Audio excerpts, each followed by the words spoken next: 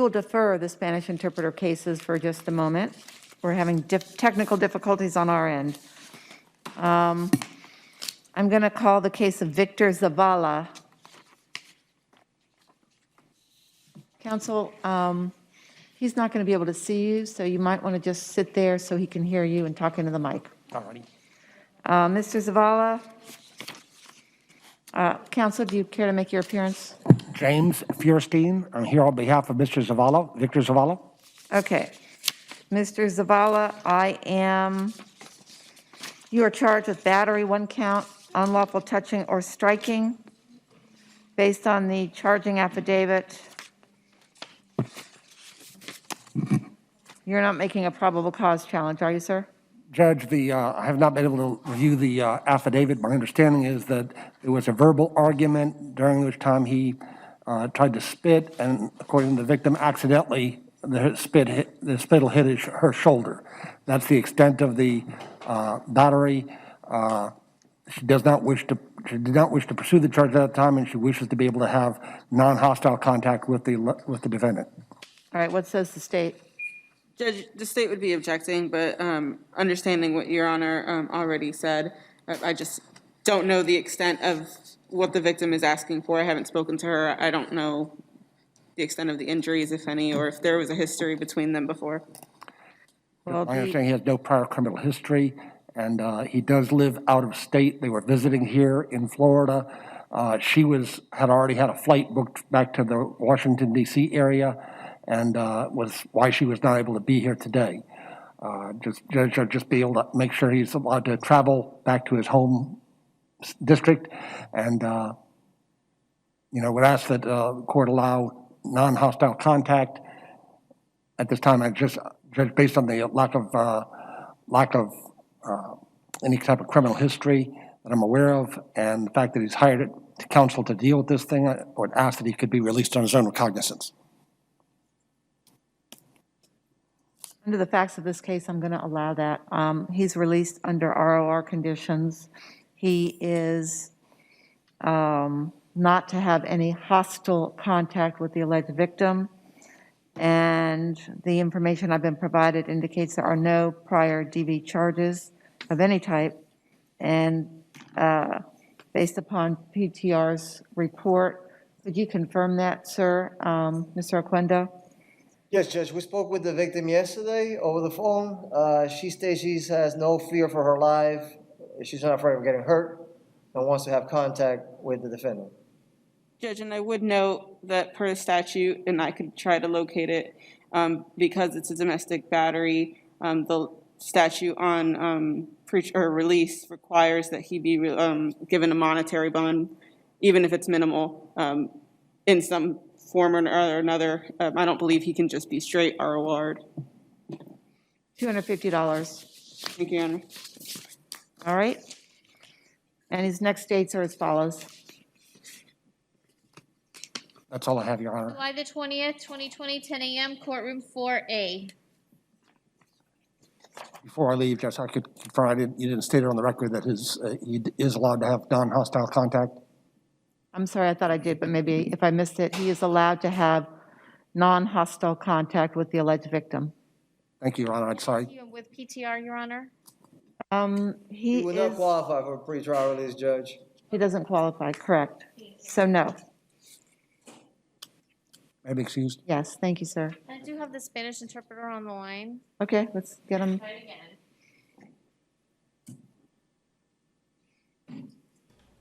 Your Honor, if we may, can we call Sarah Haynes? She's in a self-harm unit here, so we just asked if we could bring her case. If I can get the interpreter on the line, I need to do the interpreter case, and then I'll call Sarah Haynes first. Okay, thank you. I see it. Okay. Sir, are you there? Yes, interpreter is present. The interpreter on the phone? Yes, Your Honor. Theodore Leal, Spanish interpreter. The interpreter has already been sworn. Okay, say that again, sir. Theodore Leal, Spanish interpreter. The interpreter has already been sworn. All right. My understanding is Jose Colon Ramos needs an interpreter. Yes, Your Honor. However, Mr. Clover has refused using your talk. I'm having trouble hearing you. Can you aim that mic to you a little bit, please? Sorry about that, Your Honor. Mr. Colon Ramos has refused. He's in detox. Okay, we'll reset him for Monday. Um, Does anyone else in the room need the services of the Spanish interpreter? ¿Alguien presente? ¿Necesita los servicios del intérprete de español? Yes, Your Honor, we have two. All right, First, bring them up one at a time. Who's the first one? Luis Augusto Hernandez. Let's see, under what category? Madam Clerk.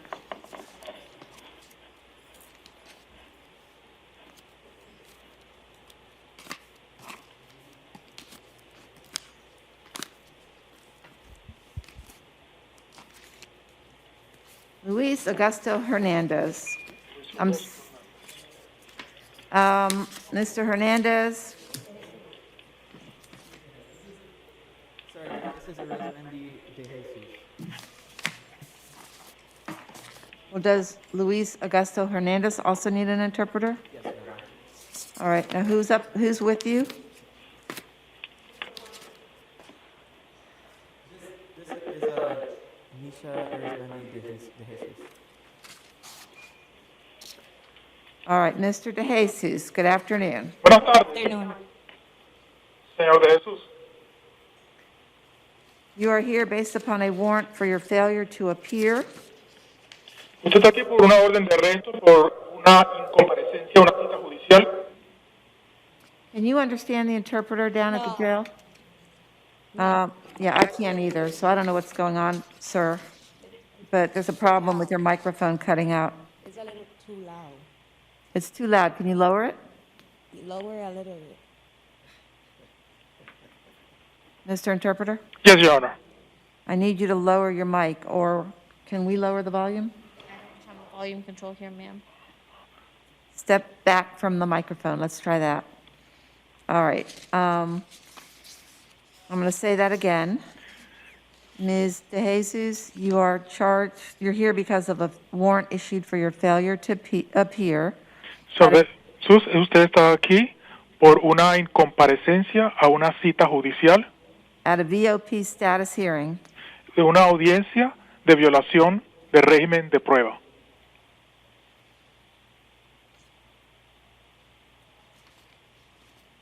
Your bond was set at zero, no bond, No se le concederá fianza, no podrá salir bajo fianza.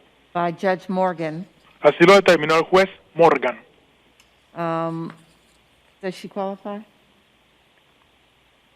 I believe last I heard they were giving everyone the public defender. I don't know if they still are or not. I haven't been told any differently. Does she qualify? Vamos a ver si califica. For the public defender?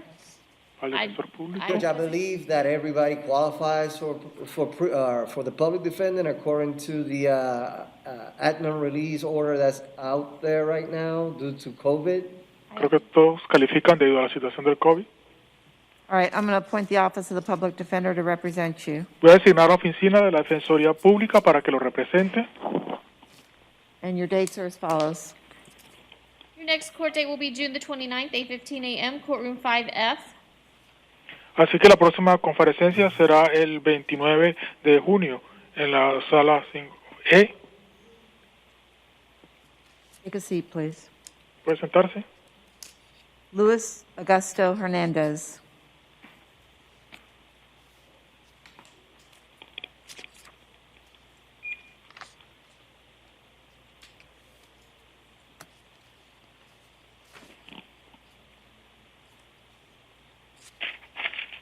Madam Clerk, why was I not provided with copies of the arrest warrants today? I don't know, because I just went by that they were all resets. But all the resets Were got from purged yesterday, of all the and they didn't information. provide you with everything. I apologize, Your Honor. Here's a copy of the warrant.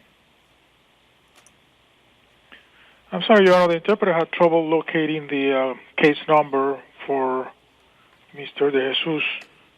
It's a reset from yesterday, and the case number is 2020 CF1710.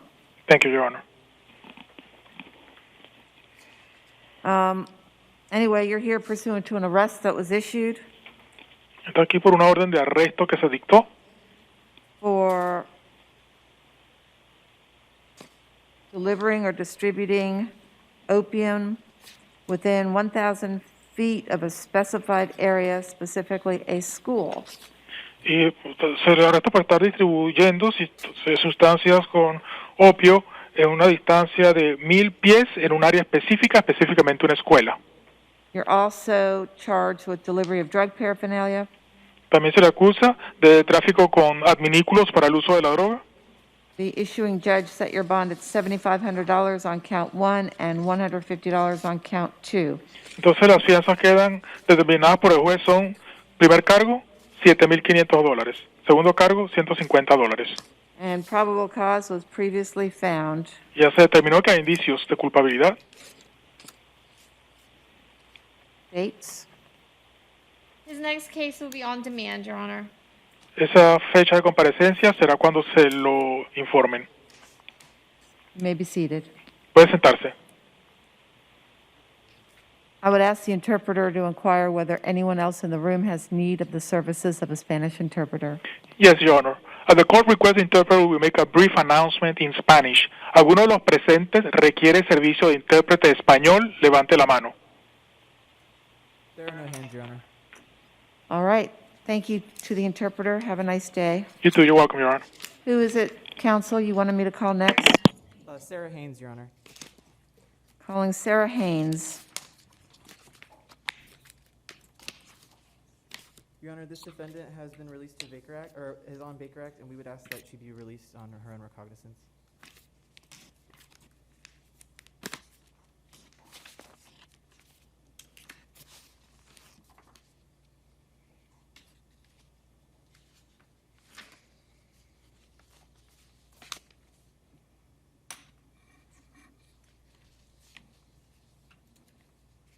I'm appointing the Office of the Public Defender to represent you.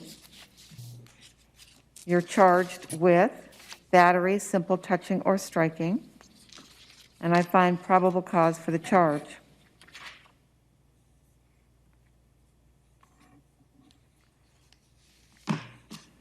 Talk to me about the Baker Act. When was she Baker Acted? I don't have the date, Your Honor. She has a hold in place. Or being Baker Acted? Yes, Your Honor. All right, we're going to find that out. Madam Clerk, do you happen to have the number for that? No, ma'am, I don't, but I certainly will see what I can do to get that for you.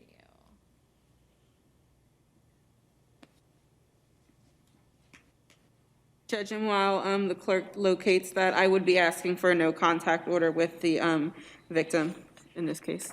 Thank you.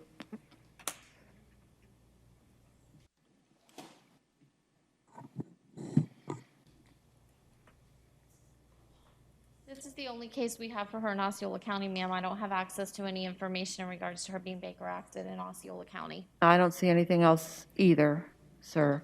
So you're going to have to deal with that administratively, but I'm not going to release her under Baker Act to the institution without a Baker Act proceeding in our court file.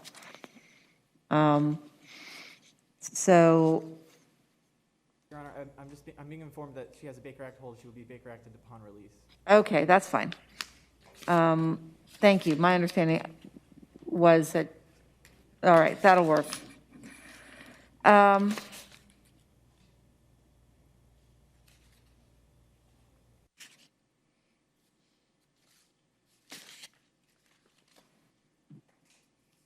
What is the defense asking for bond on this one?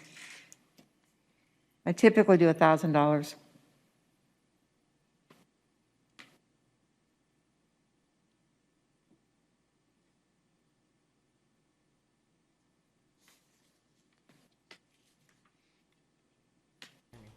I'm sorry, Your Honor. This defendant cannot afford the $1,000 bond. We would ask for $100 or something within her means. I don't have the money. All my money goes to bills and rent. All right, I'm going to set a, State, what's your recommendation? Sorry, I would be requesting the $1,000 bond, Judge, and if she does, I would inquire as to PTR if she qualifies for mental health PTR or PTR with mental health conditions. She does not, Judge, because she's on a self-harm status. Bond is set at $500. You're to have no contact with the alleged victim.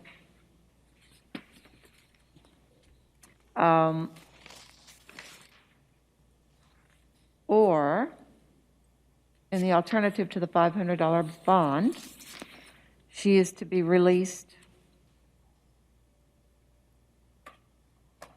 To my husband? on a $100 bond, provided she is directly transported from the jail to Park Place Behavioral Health Care. And Judge, does that also include a no return to the address 410 South Dillingham Avenue, Kissimmee, Florida? My understanding is she and the victim don't reside together, so Correct. Whose But address was that? I believe her son is with the victim. Yeah, and I want to have custody back because she's not allowing me to see my son. I am not imposing a, let's see, a no return order.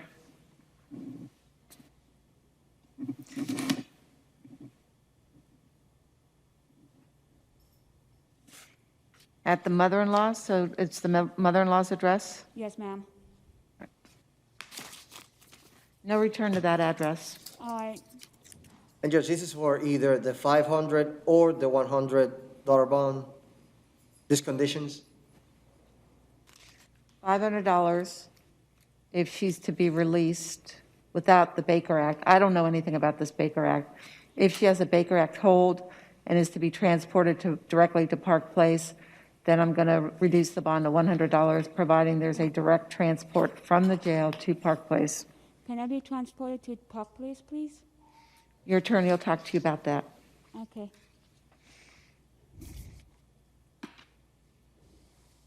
Dates? Her next date, if she's still in custody, will be June the 25th at 8:05 a.m., courtroom 4B. If she's out, July 17th, 10 a.m., courtroom 4E. Akita Strong.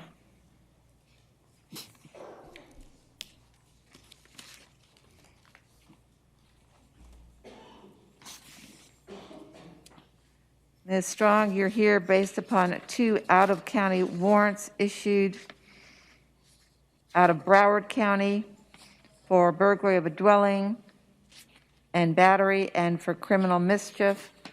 Those warrants set your bond at 0, no bond on count 1, and $100 on count 2. Yes, ma'am. Anthony Albaran.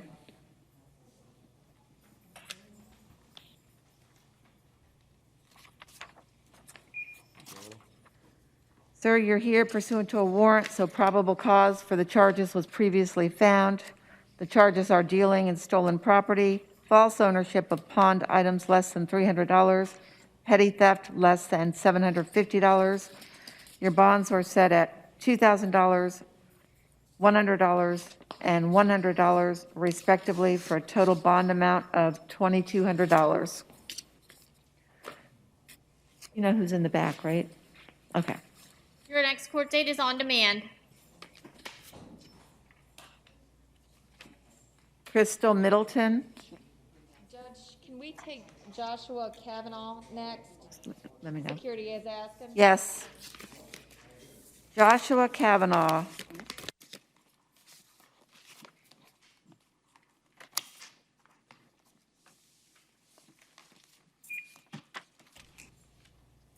I'm appointing the Office of the Public Defender to represent you.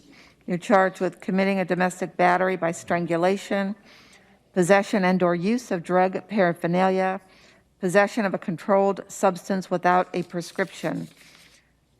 I've reviewed the charging affidavit. I find there is probable cause for the charge. You are, bond is set at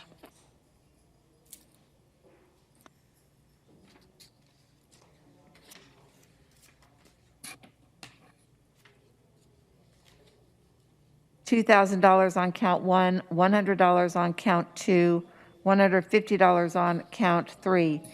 You're to have no contact with the alleged victim.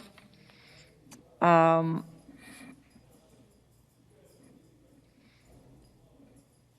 I know that you're not currently residing together, but you are to maintain separate residences in the event either one of you finds a place.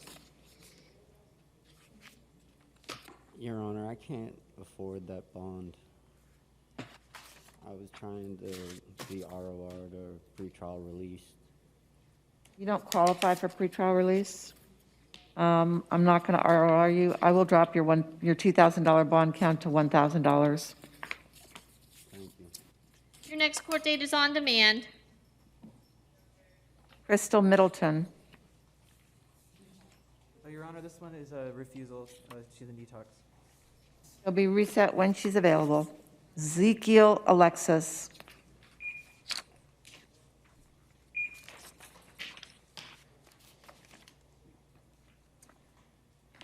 I'm appointing the Office of the Public Defender to represent you.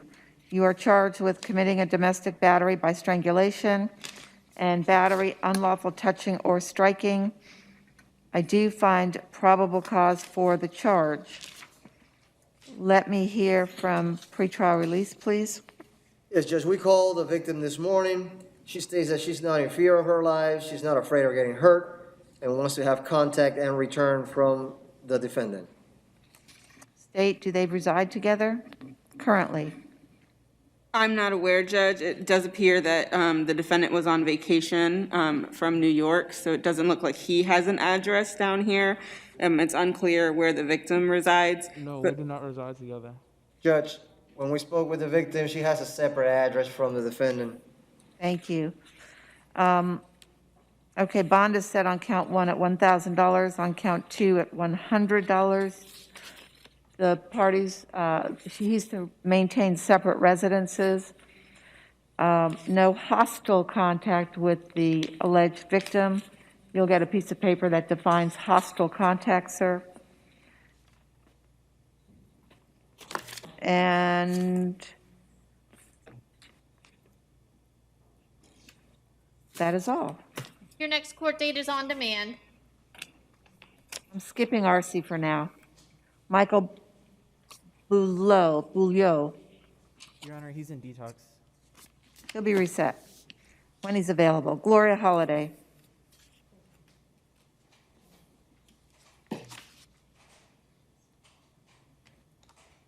She's approaching, Your Honor.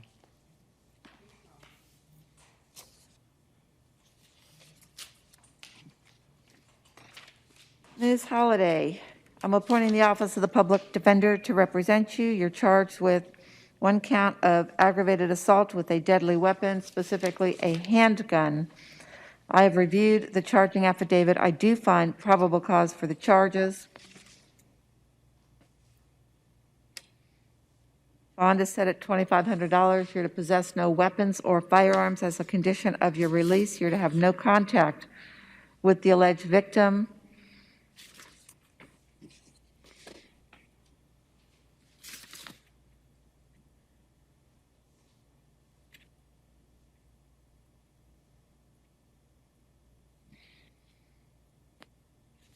And that's all I have. Dates, please. Your next case is on demand. Kristen Kurtz.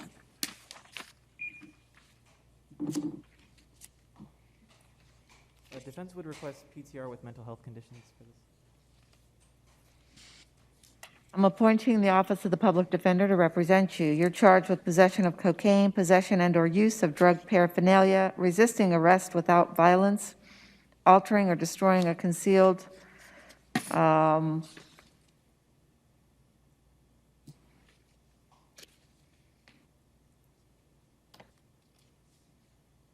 I don't know what that means. Altering or destroying a concealed, what's that mean, State? I believe it's part of the tampering with evidence statute, but I'm not sure what that particular charge is. Well, I need According to to the know so we affidavit, it can- sounds like tampering. Well, I can't advise her of her charges if I don't know what they are, so. State, you charged her, you ought to know what they are.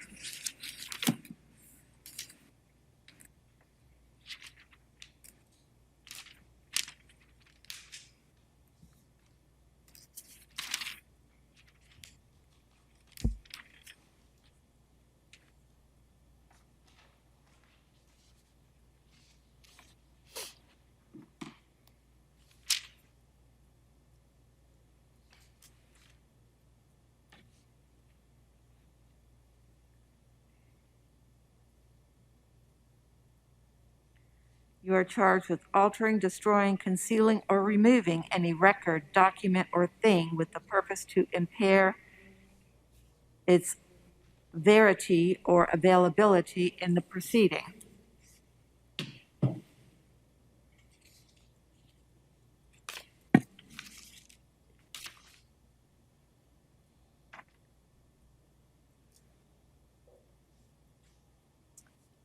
All right, and I find probable cause for the charges. I will release you under PTR with mental health conditions based upon the recommendation of pretrial release.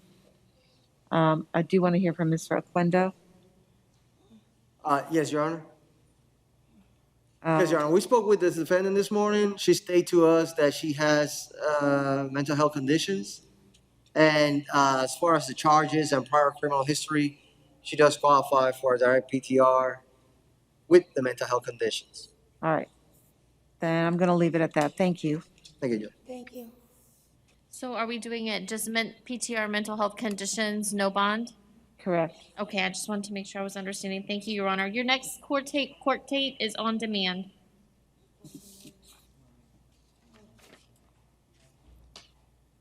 Nishkam Liddick. Your Honor, in this case, with regards to the attaching tag, there's no probable cause. According to Weaver versus State, the officer must actually observe the attaching of the tag, and it's not alleged that that was done. Sir, I'm appointing the Office of the Public Defender to represent you. You're charged with knowingly driving a suspended driver's license and attaching a registered license plate not assigned to that vehicle. A probable cause challenge has been made as to count 2. What says the state? Yes, Your Honor, I do believe that question is a question for trial or charging purposes. I don't believe it's necessarily a probable cause determination. I believe there is probable cause based on the fact that law enforcement did observe that the tag was not assigned to any vehicle. So that would be the state's position.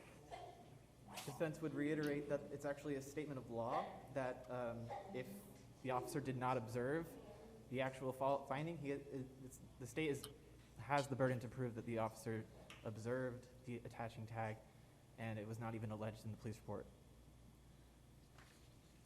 Counsel, I'm in agreement. I do find probable cause for count 1. Bond is set on that at $500. I do not find probable cause on count 2, but I will allow the state to amend within 72 hours. In the meantime, I'm going to release some ROR on count 2. Judge, would you be taking action on the case the defendant is out on bond for Osceola County case 20 CT 488, driving license suspended, subsequent offense? Third or subsequent offense? Yes, Judge. Does that mean this one is the third or subsequent offense? It means that the case that he's out on bond is a subsequent offense.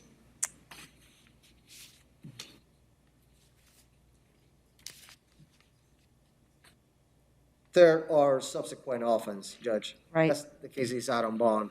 He's out on PTR or ROR? No, Judge, he's out on bond. All right. How much is that bond? I'm sorry, Judge? Do you know how much the bond is that he's out on? Yes, I can find that real quick here. He's out on $2,500 bond. And I should say that he's also out on bond out of Volusia County for a driving license suspended. That's a June 5th, 2020 case.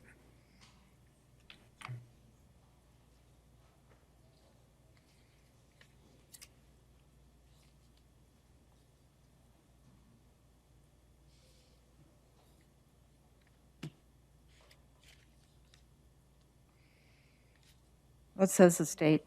Your Honor, based on that information, I would be asking that you lift his bond from 500 to 1,000. And I would also be asking that you do take action and revoke his bond on the Osceola County case. This would be I don't have his driving record, but this would be presumably his 4th driving while license suspended. Well, it wasn't charged that way. So I agree with you on that. but it wasn't charged as a subsequent or fourth driving while license suspended. All right, I am going to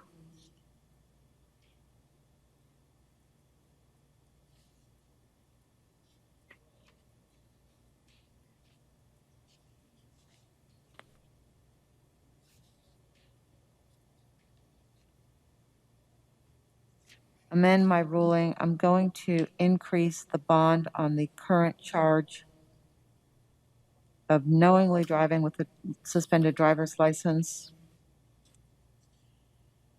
to $2,500, and I'm going to take no action on the other cases.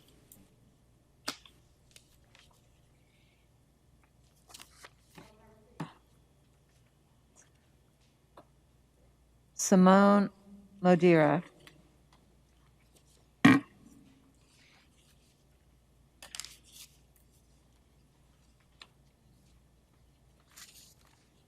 Maybe it's Simon Madeira. Okay. Simone. Okay, got it right. I'm appointing the Office of the Public Defender to represent you. You're charged with 1 count of battery, simple touching or striking.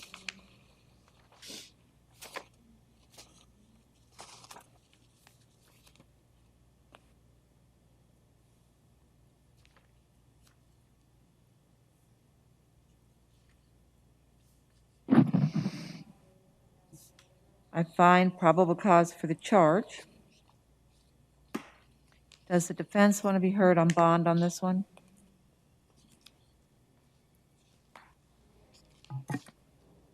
One moment, Your Honor. He does not qualify for PTR, correct?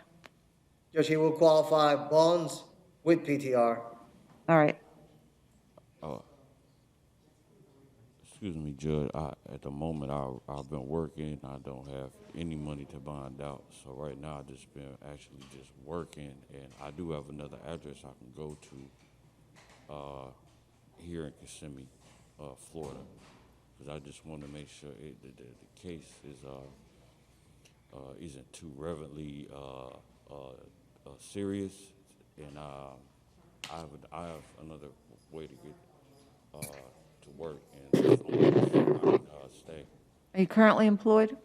Yes, I work at Higher Quest. It's like I do day labor. I just try to keep everything afloat so I can keep my bills up. But right now, I don't have any money to bond at all. What says the state? Your Honor, I would be requesting whatever monetary bond Your Honor deems fit. In this case, I don't know his history. I don't know if PTR has that available. I do have history, if the judge would like to hear it. I would. Yes, Judge, from 2015, the defendant has charges of petty theft. He was found guilty. March 2016, petty theft, second offense, he was found guilty. Subsequently, had a violation of probation on that petty theft and a failure to appear in 2017. He was found guilty on that, convicted in 2017. The victim in this case is requesting contact. When we spoke to the victim, he's not afraid. He's not afraid of getting hurt. Are we on the same case? Because my notes indicate no I'm sorry, contact. Judge. The victim is requesting no contact. I do have somewhere so I can stay. Plus, All right, I understand, sir. And there's no prior history of domestic violence? We did not Mr. find Funder? any, Judge. All right.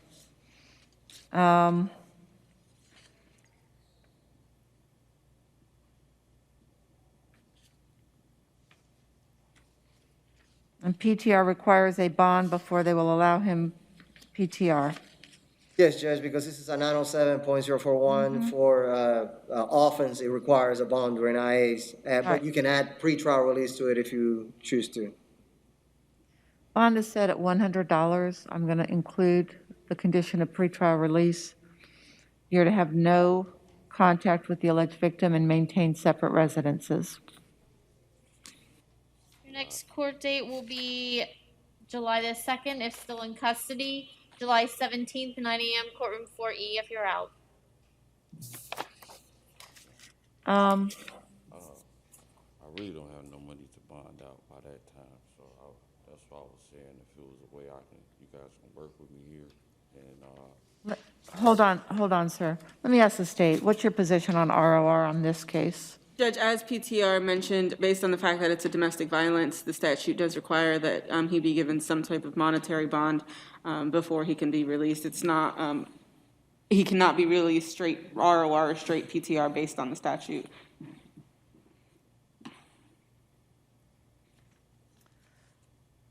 Defense, you agree? Yes, Your Honor. My hands are tied. That's about the lowest bond I can set, sir. So you're going to have to talk with your lawyer about your options at this point. All right? Did we give him dates? Yes, ma'am, I did. All right, thank you. Todd Robinshaw. Defense would waive the reading of the charges. Okay. And he's approaching, Your Honor. Thank you.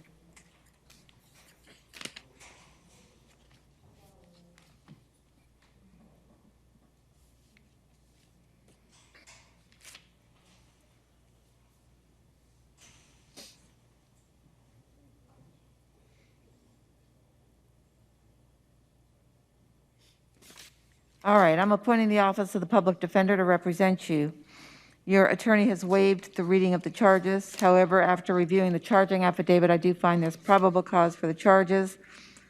Bond is set at $1,000. Your next court date is on demand. Chandra Thacker.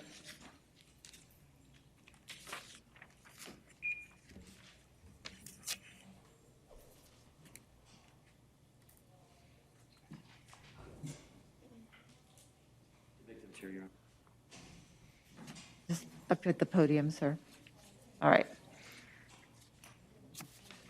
Ms. Thacker, I am appointing the Office of the Public Defender to represent you. You're charged with one count of battery, simple touching or striking. I do find there's probable cause for the charge.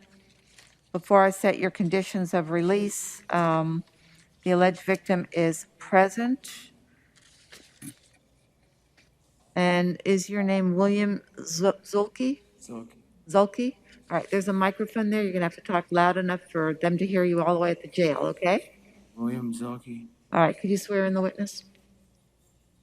Do you solemnly swear or affirm that the testimony you will give on this case today to be the truth, the whole truth, and nothing but the truth, so help you God? Yes, ma'am.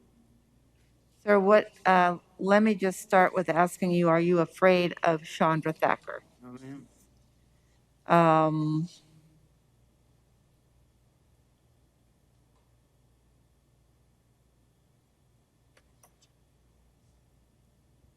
I don't recall anything that had happened last night that have any sort of...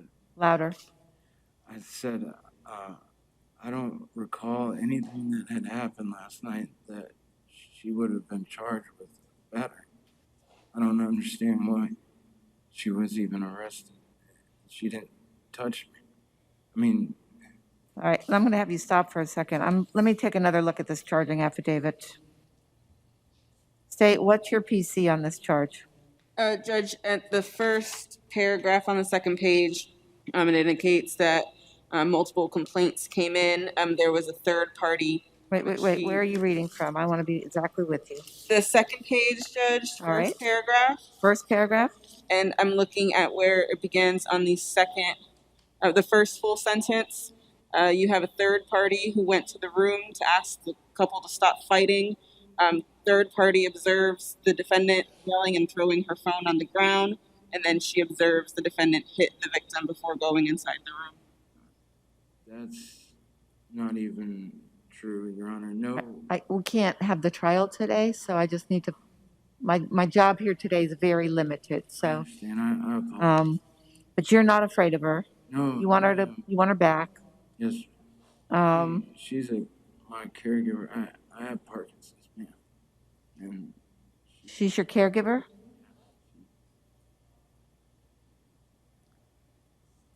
Judge, and I would note that the defendant does have two prior, at least from what I could quickly count, two priors for domestic violence involving the same victim. The first incident occurred October 2nd, 2019, and that was a domestic violence battery that was ultimately dismissed, and then a violation of PTR conditions October, a couple days after the battery came in, and she pled guilty to that and got 30 days credit time served on that, also involving the same victim. I don't know if PTR has any additional history. As far as domestic battery, that is all. She has history out of the state of Arkansas.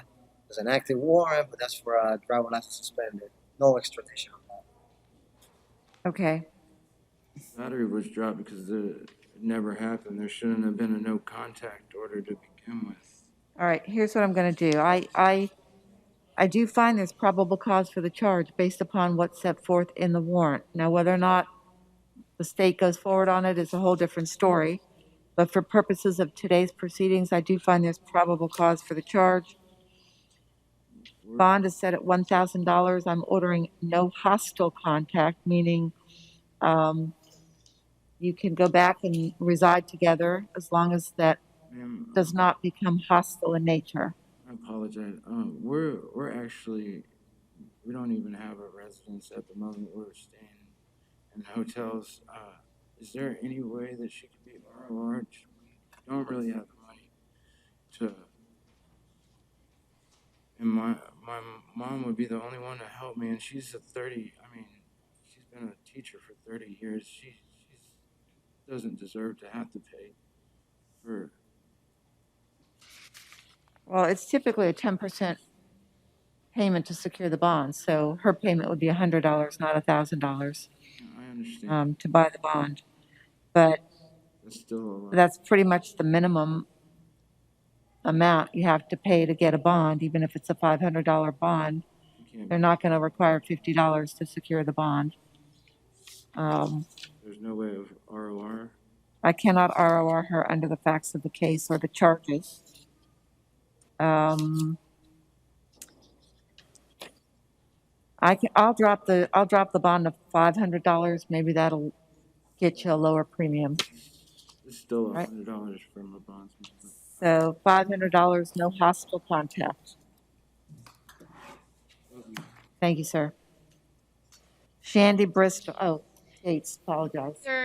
It's okay, no problem. Your next jail date, or your next court date is the jail arraignment on July the 2nd. If you're still in custody, if you're out, it will be July the 20th, 10:30 a.m. courtroom 4A.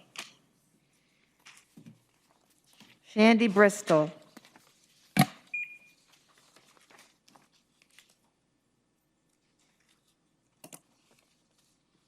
I'm appointing the Office of the Public Defender to represent you. You're charged with 1 count of battery, unlawful touching, or striking. Domestic in nature.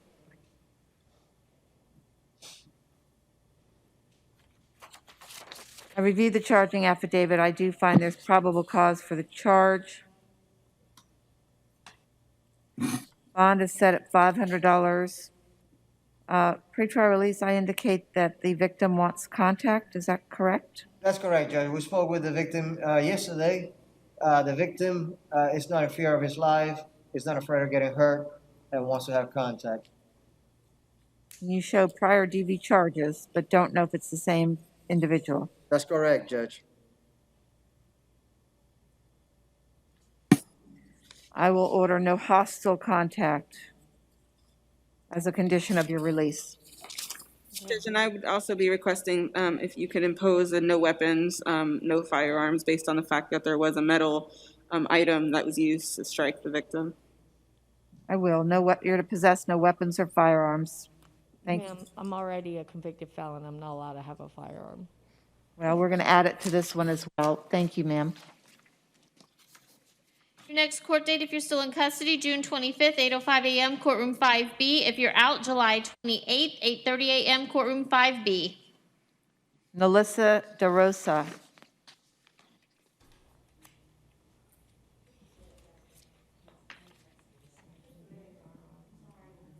I'm appointing the Office of the Public Defender to represent you. You are charged with 1 count of trespass on property, not a structure or conveyance.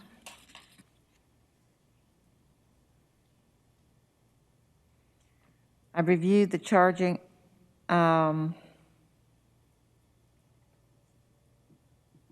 Charging affidavit. I find probable cause for the charge.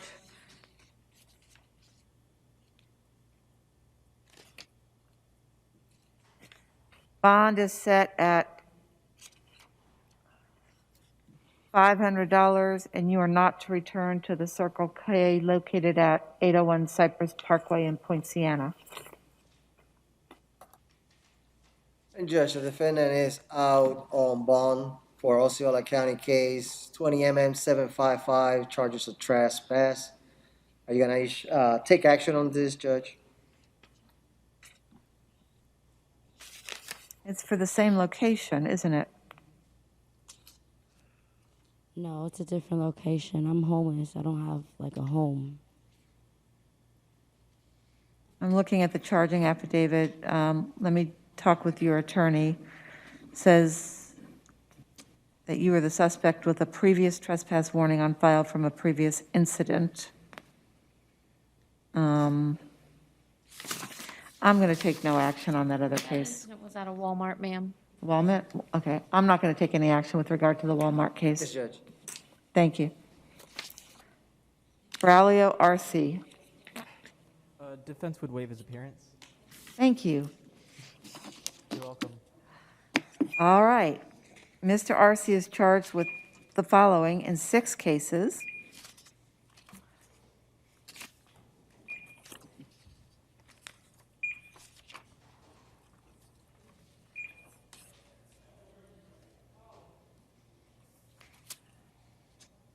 Making a false report of a bomb or explosive.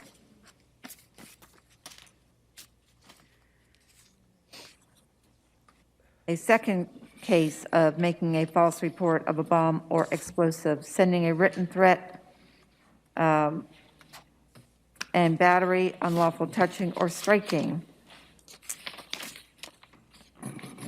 Battery on a law enforcement officer.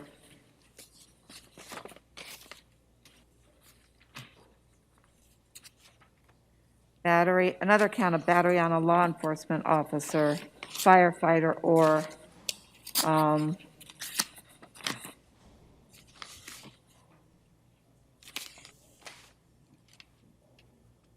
intake officer. Resisting an officer with violence, criminal mischief in an amount greater than $200 but less than $1,000. And 2 more reports of falsely reporting bombs or explosive devices. So let's do this. On 2020, CF 1676, probable cause was previously found. Bonds were set by the presiding judge at $5,000 per count for a total of $10,000. I'm going to leave those as they are. In case number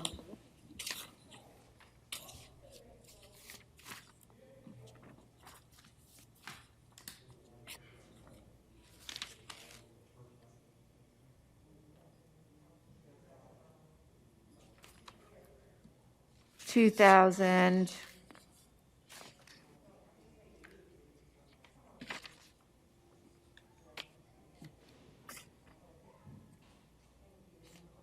2020 CF 1717.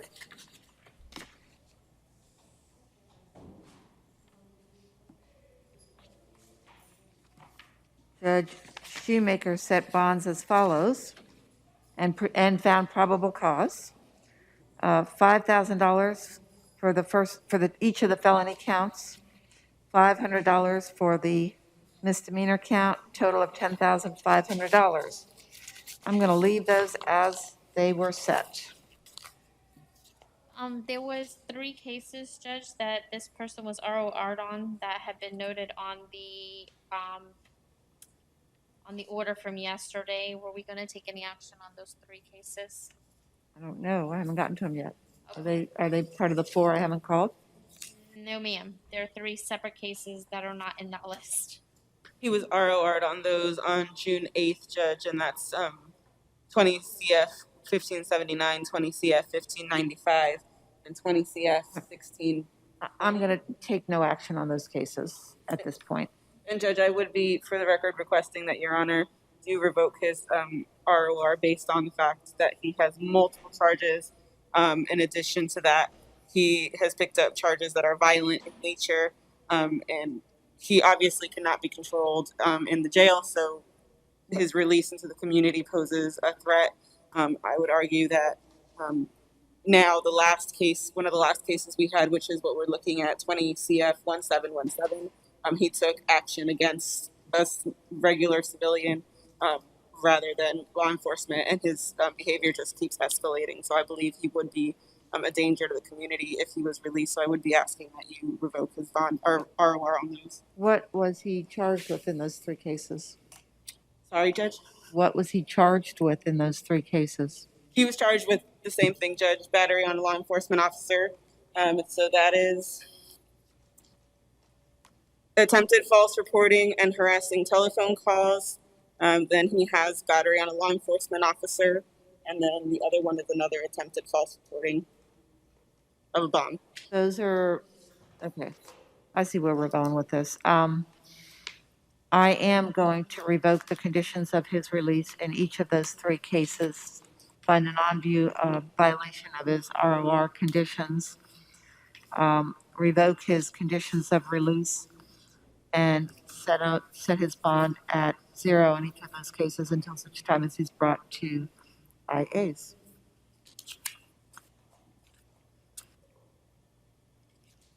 Now we've got another one. Let's do 2020 CF 1740. Another charge of false reporting a bomb or explosion. Bond is set at $5,000. I do find there's probable cause for that charge.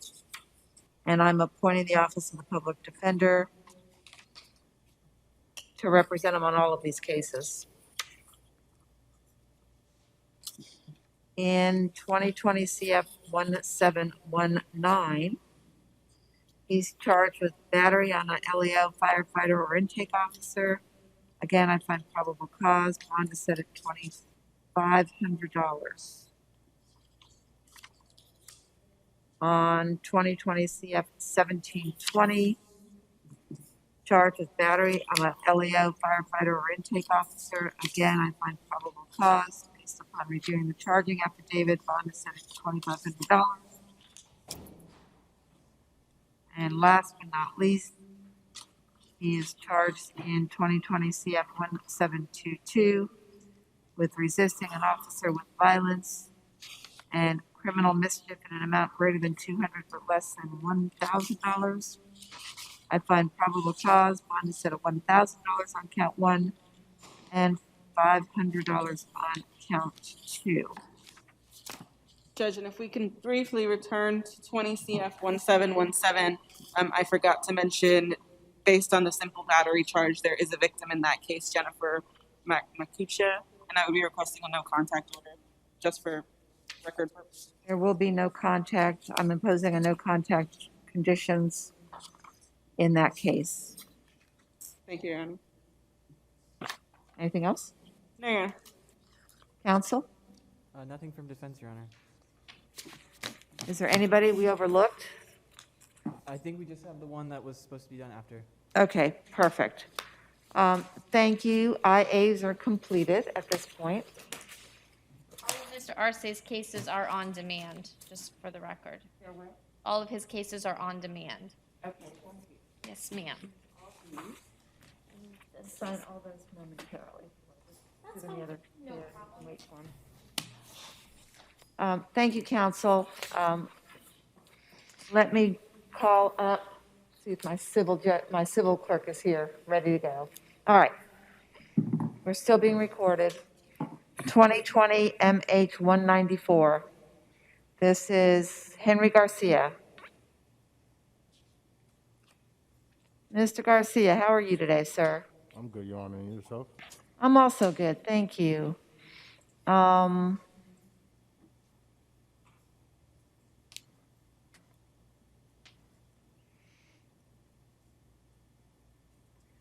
are we doing with you? We're here on a status hearing. in connection with your Marchman proceeding.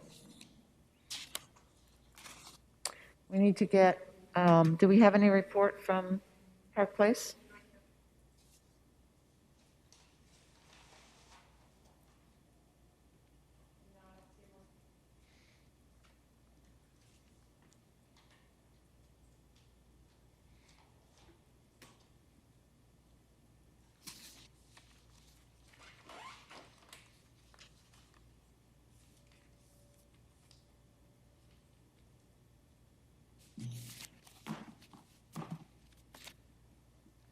Let's get her on the phone, please, if we can.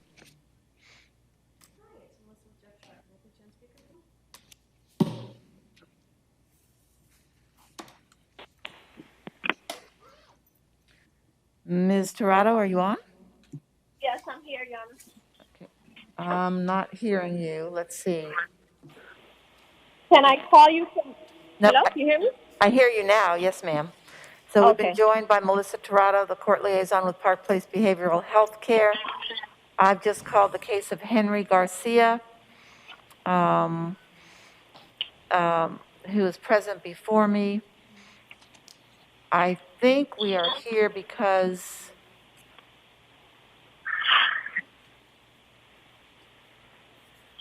this is a status hearing to find out how he's doing with the treatment that I ordered at the May 5, 2020 hearing. Ms. Yeah. Torado, what can you report? At this point, he enrolled in one session, Your Honor, for outpatient services, but he hasn't been to any more sessions for the past 3 weeks. All right.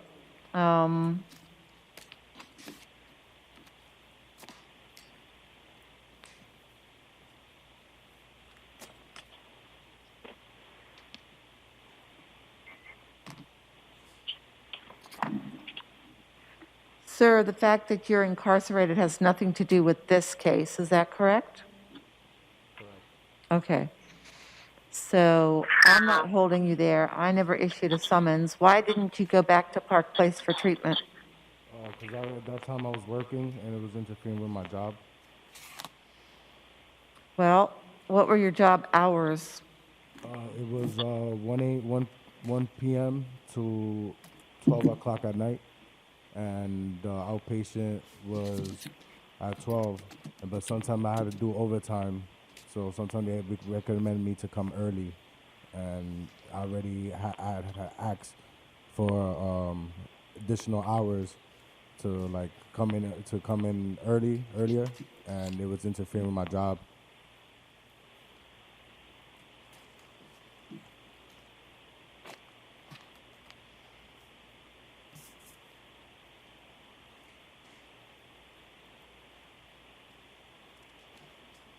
Are you currently receiving any treatment where you are? No, Your Honor. In the beginning, they were giving me meds, and then they stopped.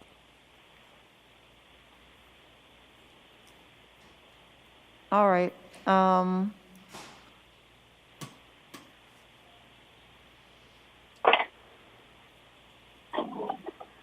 As I recall, this was a 60-day intensive outpatient order. Is that right, Ms. Torado?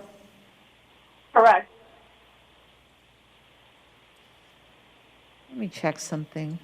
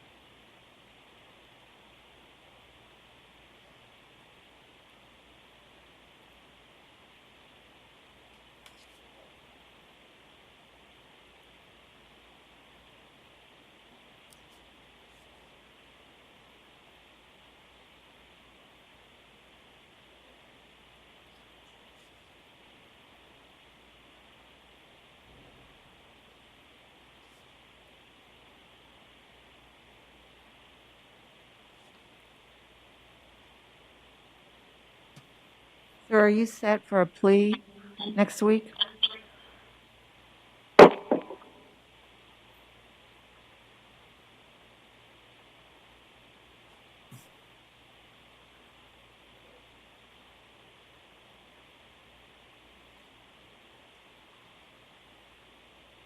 Mr. Garcia, what is your residence address? It's 14106 Abaco Isle Drive, Orlando, Florida. Abaco Isle Drive? Correct. All right. So you are currently set for a plea for, looks like a date, time certain. Here's what I'm going to do. I'm going to take no action on the fact that you have not reported to Park Place. I'm going to order that you are to enroll in treatment per the prior order of this court, which was dated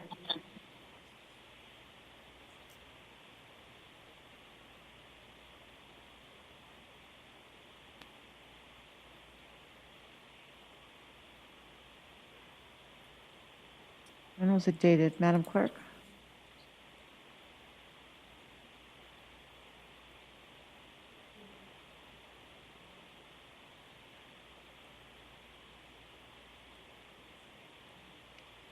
I don't see an order requiring him to get treatment. So where is that order?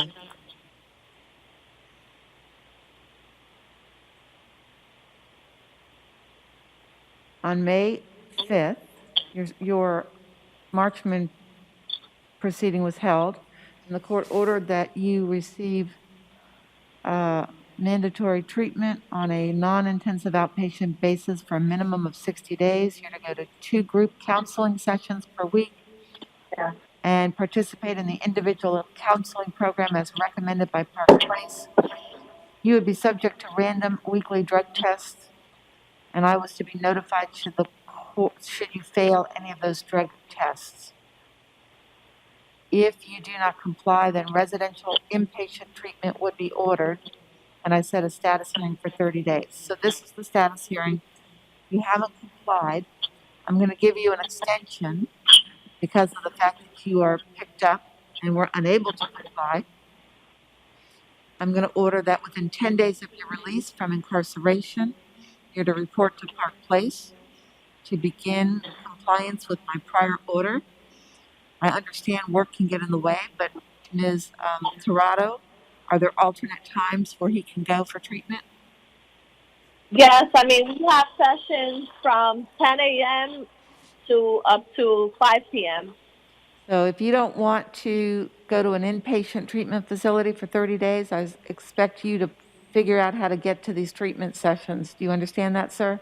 Yes, Your Honor. Okay, then we are going to issue an order to that effect. I want to confirm your address one more time. For some reason, I have 525 Finch Lane. No, it's 14106 Abaco Isle Drive, Orlando, Florida. 42106? 14106. 14106. Correct. Abaco? Abaco Isle Drive. Abaco Isle Drive. Orlando, Florida. So you don't reside in Osceola County? No. All right, Orlando, Florida. Zip code 32824. Did you used to reside in Kissimmee? I never lived in Kissimmee. Do you know anybody at 525 Finch Lane? No, Your Honor. Were you ever in Park Place? No. But you did go to treatment over there, right? I went to Central Florida Behavioral Hospital. Do we have the right Henry Garcia? Your Honor, we have Hold on. What's your middle name, sir? Junior. No, middle name. I don't have a middle name. So you're Henry Garcia Jr.? Correct. Your middle initial is not D for Delta? No, Your Honor. I don't think you're the one that's subject to this proceeding. Madam Clerk, can you work your magic over there? Your Honor, can I confirm his date of birth for my system? What's your date of birth, sir? 01/21/90. 01/21/90. Yeah, that's not the Henry of this proceeding, Your Honor. It is not. No. Forget everything I said to you today, sir. Pleasure talking with you. Have a nice day. Did we bring over the wrong gentleman? Let me see, is there a deputy in the room? Do you have another Henry Garcia who is a guest in your facility?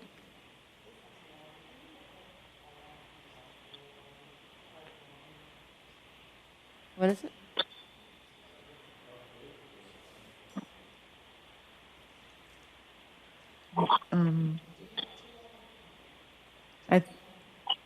Where are you reading this? 21/7. Oh. But that's from yesterday? Tell me your date of birth again, Mr. Garcia. Your Honor, I went to Park Place, but I never was admitted. I just went volunteer. What is your date of birth again? 01/21/90.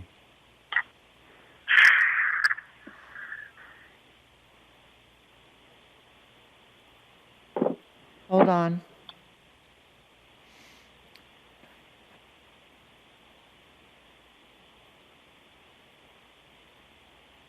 Do we have date of births in this database?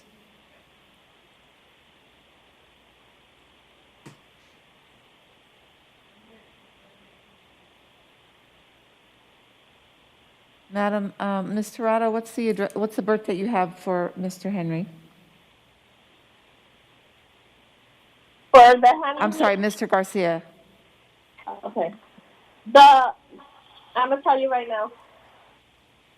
The Henry I thought we were discussing is June 25th, 1959. Oh, we don't have that one either. 19 what? 50?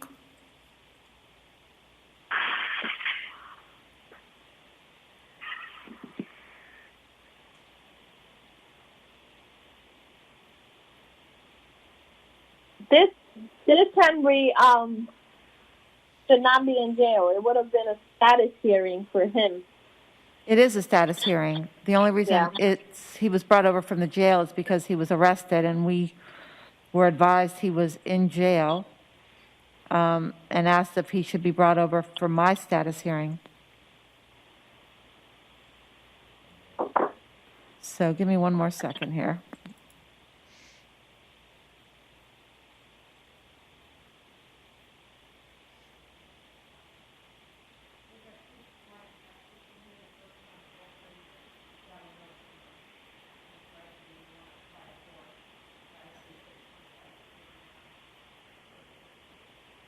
So the correct birth date for this gentleman is 6/25/59?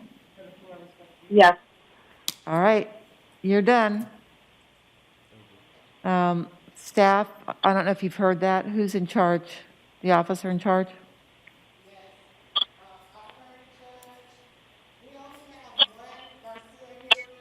I can't hear you. Ma'am, we only have one Garcia Henry incarcerated with the date of birth, which he gave you 01/21/90. Well, I'm looking for a Henry Garcia with a date of birth of June 25, 1959. You don't have anybody on your roster for that? No, ma'am. All right. Well, then I guess I was notified in error. So, Okay, thank you. thank you. Bye. We're adjourned.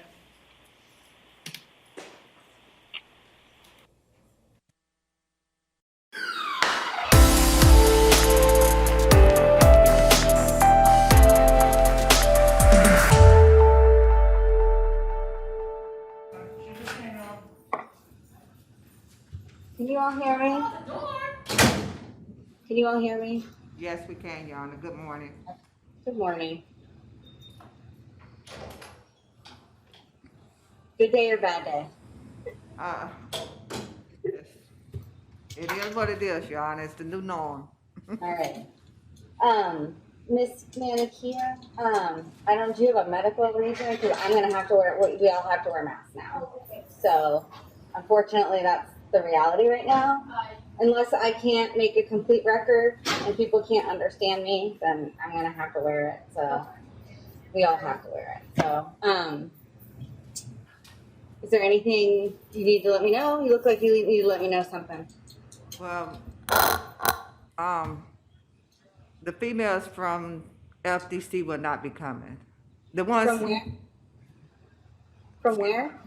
The female division, no females will be coming, except the ones that's housed here at BRC. I want you to tell what a female name she just said no.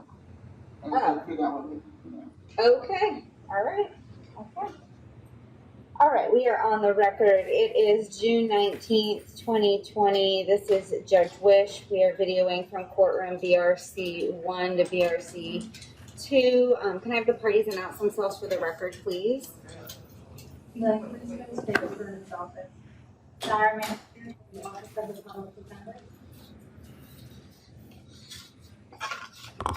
Honor, the first person on the docket is Elena Abador.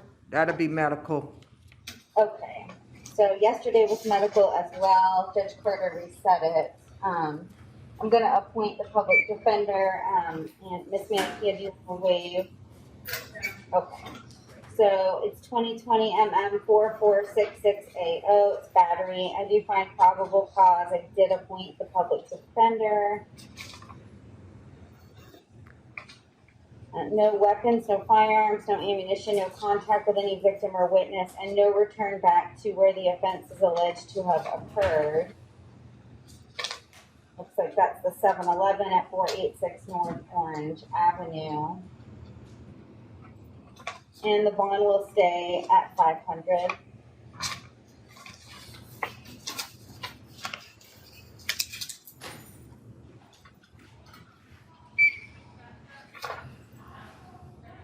All right, good morning, sir. Can you hear me? Yes, ma'am. Okay, can you tell me your name, please? Gregory R. Lane. All right, Mr. Lane, you're hearing 2020 MM 4479AO. It's a violation of pretrial release on a condition or domestic violence case. And it looks like this was reset yesterday to see if your attorney would be appearing. Are you hiring Mr. Self on this case? He was already representing me on the primary offense. Right, but okay. Did you contact him? No, ma'am, I hadn't been able to, but if it's not a new charge.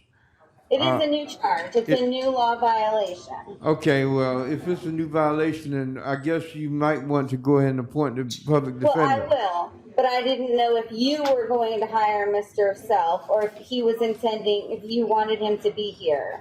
Well, no, the court actually appointed Mr. Self to represent me. No, we can't do that. That did not happen yesterday. I understand that you can't do it, but they already appointed him to. No, Mr. Self represents you on the felony in 2018 CF 16849. Yes, He does not ma'am. represent you in this case. Nobody's filed a notice of appearance, correct? Okay. So we can't appoint Mr. Self to represent you in this case.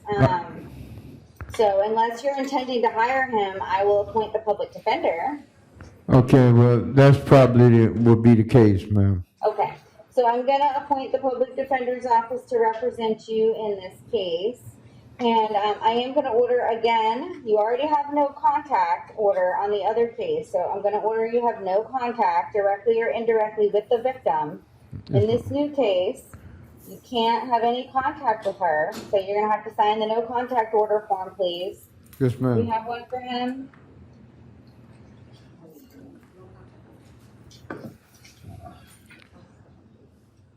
All right, well, they're looking for a form to give you, you're not to return back to that residence, all Yes. right, sir? Yes, You're ma'am. not to possess or consume any alcohol or any illegal substances without a valid prescription, no weapons, no firearms, and no ammunition. Yes, ma'am. And your bond is gonna be set at $2,500. I am revoking the release. in 2019 CF 168498O. So you're gonna have to get in touch with Mr. Self. Excuse me, I Your will Honor. not- I'm scheduled to go to the hospital to have some surgery done. I was Okay, well, wondering he's if gonna you have could, if you could ROR it, because Mr. Self has been a bonding agency that I was working through. You're gonna have to get in touch with Mr. Self. I'm not gonna release you on your own recognizance. You're out on bond for an offense that's the same victim, and you're alleged to have gone back to that location, and they found you there. So no. Well, actually, my address I is, want you to talk about the facts of the case, Mr. Lane. That's not going to help you today. but just my address. My address have to is get- 530 Carver Boulevard, and the alleged victim, her address is, I guess it's 533. But Mr. Lane, yes, your ma'am. attorney over here is telling you to stop talking, and I've told you to stop talking. It's not going to help you. So Mr. Self is gonna have to file a bond motion in the felony case to see if that judge will give you a bond. That's the next step for you to do. Okay, would you mind repeating that, ma'am? I didn't You're hear. going to have to call Mr. Self on your felony case and have him file a bond motion for you in that case with that judge. Okay. And, but you're setting my bond, and it's I different. set your bond on the new case at 2,500. Okay, Okay? all right. All right, sir. Have a good day. Thank you.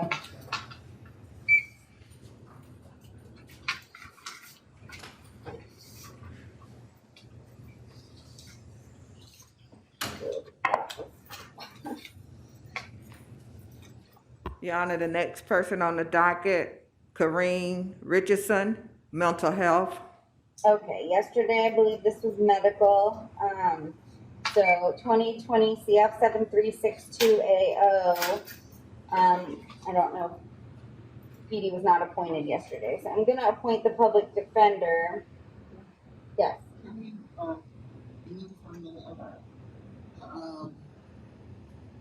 Personally, we got an email from Judge O'Kane about waiving the personal pension and no contact order because we can get the no contact order. Well, we've been advised by pretrial release that they're providing them with that paperwork when they are released. So I didn't get an email from her. We got one from Tiffany, so she was actually what it's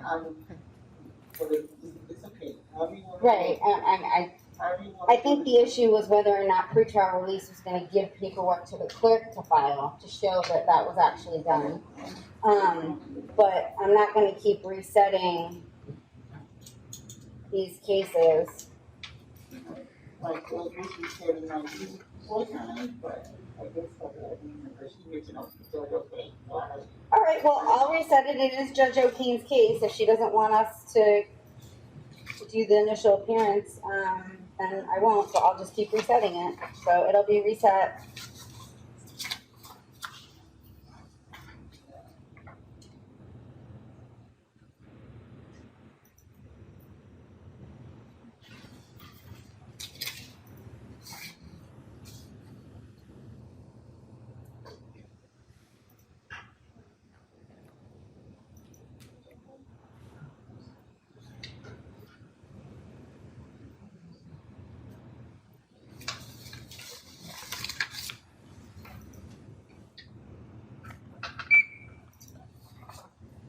All right. Yes. Next person on the docket, Roberto Rodriguez, medical. Okay, yesterday was medical too. This is not Judge O'Kane's case. So I am gonna appoint the public defender and, Ms. Manicure, do you want to waive? Yes, Your Honor. Okay, and, it's my understanding, or I know Judge Carter was advised by pretrial release and corrections yesterday or the day before, sometime this week, that the defendants are receiving documentation when they are being released as to the no contact provision, but it's incumbent upon the PD's office as representing them to make sure that they understand the no contact order if I'm gonna waive their appearance. Otherwise, I'll reset it.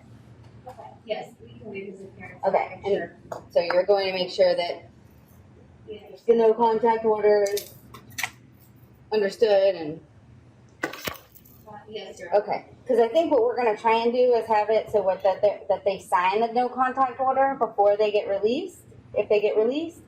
And then that would be filed with the clerk's office. I think that we're trying to work out the logistics of that.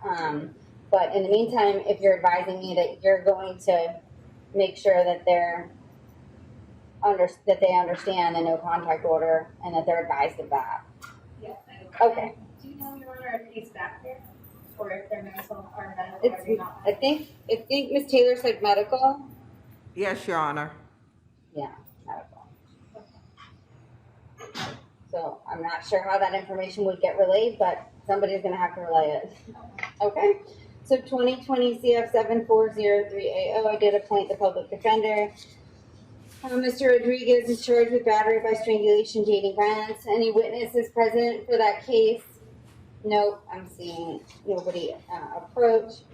So no contact directly or indirectly with the victim, maintain a separate residence, no weapons or firearms or any ammunition, and no alcohol or drugs without a valid prescription. DCF was contacted. If there is an investigation, he must comply with that. The bond is set at $2,500.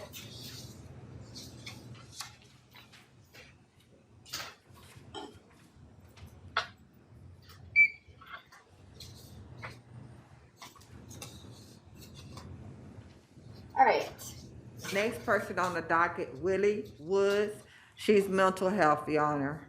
Okay, yesterday was medical, today mental health. Are there any witnesses present for Ms. Woods' case? No. Okay, 2020 MM 4465AO, and I'll appoint the public defender. Ms. Manikia, do you wish to waive and then advise your client as to the conditions of release? Yes, Your Honor. Okay. So Ms. Willie June Woods is charged with battery, domestic violence, resisting an officer without violence. I do find probable cause for those offenses, and there will be no contact directly or indirectly with the victim in the case. She's not to return to where the offense is alleged to have occurred. No weapons or firearms or ammunition, no drugs or alcohol without a valid prescription. The bond on count 1 is 1,000. Count 2 will be reduced to 100.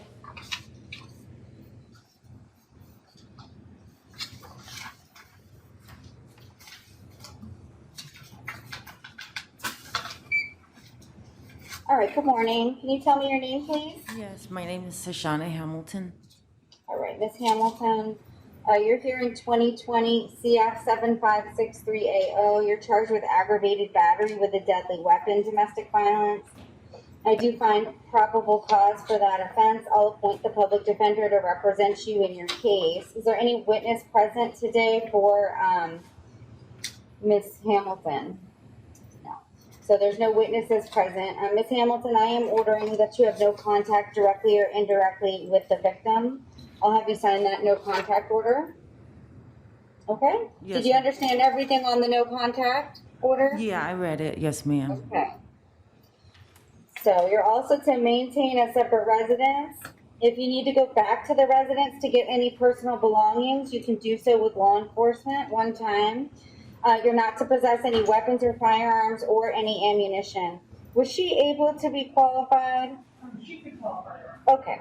So I believe you're going to qualify for pretrial release.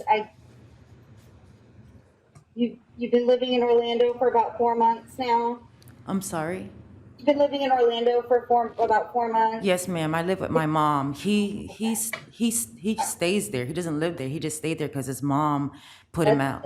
Yeah. As long as you can't live together. So No. you can stay there if he's not there. If He's there, not then there. He's not there. It's just me and my mom. He was staying there because his mom put him out. I'm trying to make sure that you have the community ties here. So and you're working for National Health. I'm sorry? You're a nurse. I'm a licensed agent. Okay. All right. I s- So I'm going to release you to pretrial release. Make sure that you follow all of their requirements and all of those conditions of release, okay? Yes, ma'am.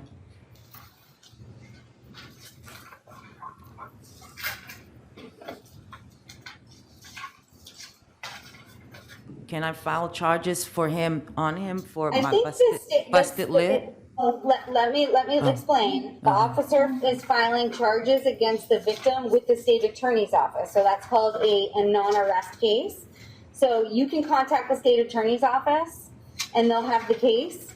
And you can tell them whatever you want to tell them and they'll make a charging decision. The court does not make charging decisions or go and arrest people, okay? So you'll need to contact the state attorney's office and let them know that you're a victim as well, okay? Okay, and have them to press charges on him for busting my. They'll do what they see is necessary after reading the affidavit, okay?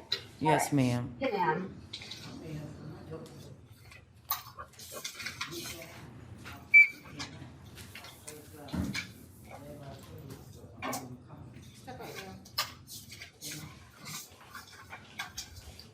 All right, good morning. Tell me your name, please. Sheila Warren. All right, Miss Warren, you're here in 2020 CF 7545AO. You're arrested for aggravated assault, domestic violence. I do find probable cause for that offense, and I'll appoint the public defender. Do we have any witnesses present for Miss Warren's case? No. Okay, there's no witnesses here today, Ms. Warren. I'm ordering that you have no contact directly or indirectly with the victim or any witnesses other than your husband. No, that's Mr. Warren. No, okay? that's my daughter. Mr. Warren. I'm talking about Mr. Warren. You can have contact with Mr. Warren, but you cannot have contact No, with I'm not in trouble with him. I'm in trouble with my daughter. My daughter. That's what I just said. That's what I just said. I said, can you hear me, ma'am? Yes. Okay. You cannot have contact with the victim in the case. All right. Or any witnesses other than your husband. Okay? All right. Okay. All right. So you're to maintain a separate residence. You're not to possess or consume any alcohol or any illegal substances. You're not to have any weapons or firearms or any ammunition. Department of Children and Families was contacted. They may have an investigation. You'll need to comply with any DCF investigation. Your bond is set at $3,500. Thank you. I got one. That's what, 100? No? It keeps going wrong. So what's the point? And I can't breathe, so that's a whole other thing.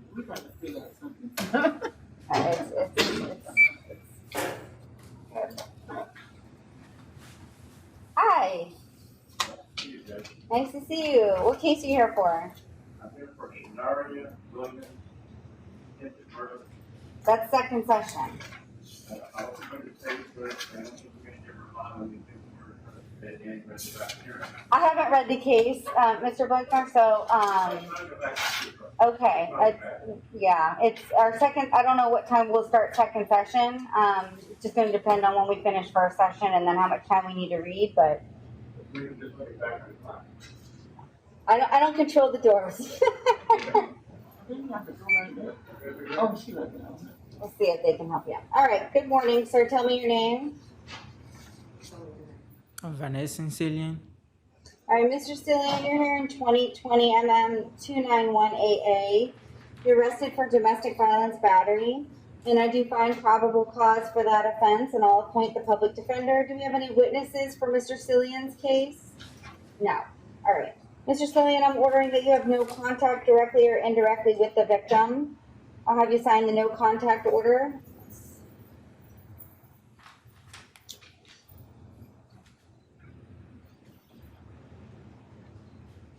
Do we have a no contact order? Okay.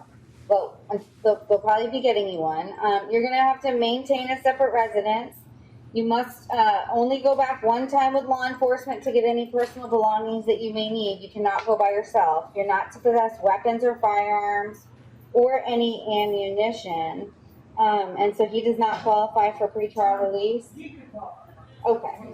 So I'm going to release you to pretrial release. Mr. Cillian, do we have the no contact order for him?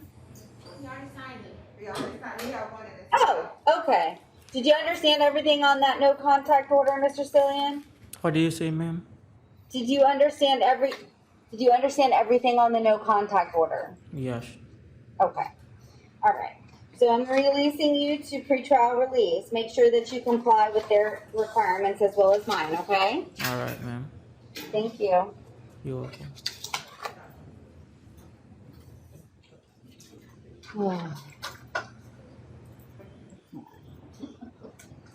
Great.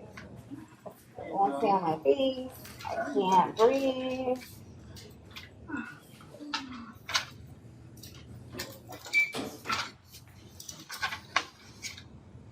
All right, good morning. Tell me your name, please. Do I take off the mask? No, you keep the mask on. Christopher Cuevas. All right, Mr. Cuevas, you're here in 2020 MM 4486AO. You're arrested for domestic violence battery. I do find probable cause, and I'll appoint the public defender. We do have a witness present. Ma'am, can you raise your right hand to be sworn in?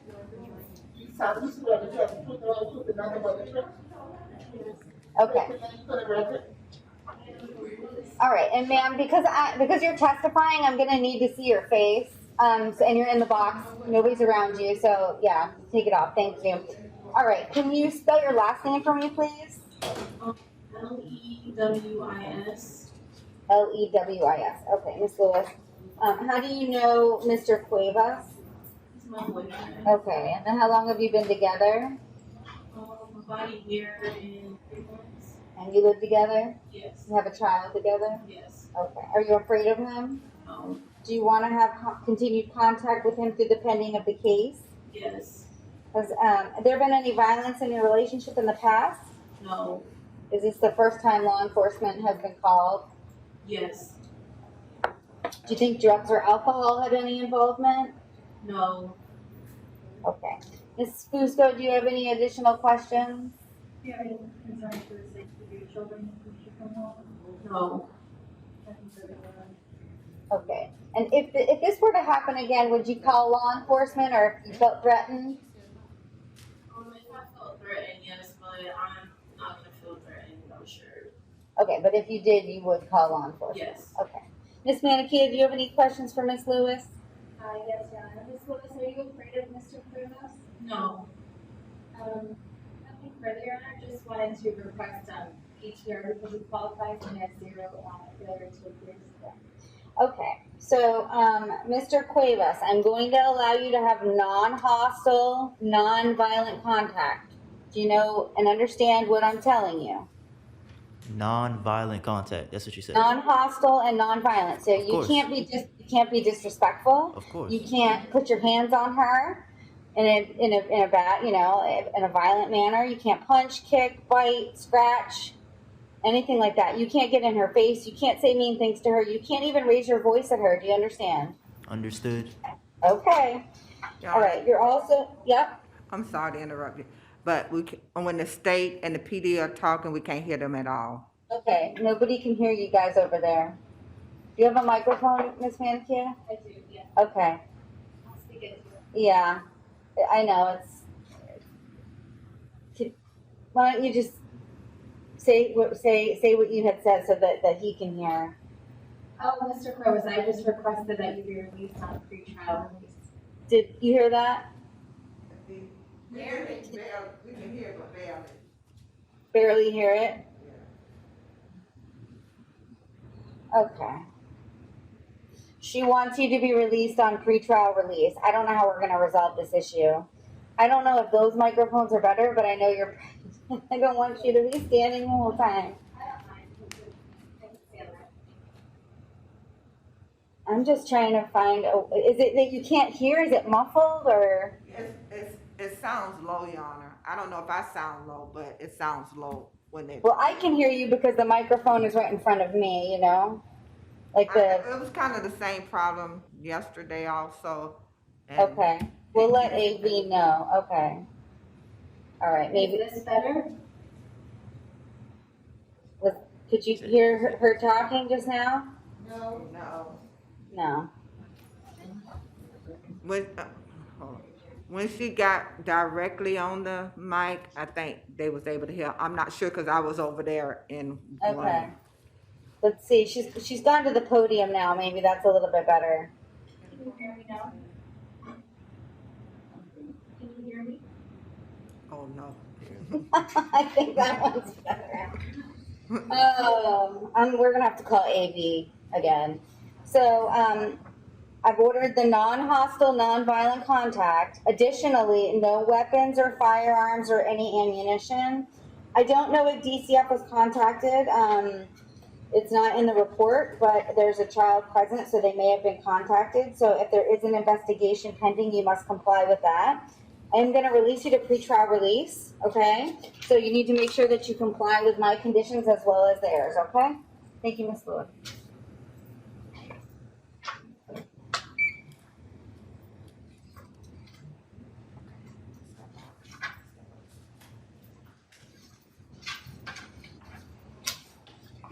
All right, please tell me your name. William Loy, L-O-Y. All right, Mr. Lawyer, here in 2020 MM 4505AO, you're arrested for domestic violence battery. I do find probable cause for that offense, and I'll appoint the public defender to represent you. We do have a witness present here in the courtroom. Can you raise your right hand to be sworn in?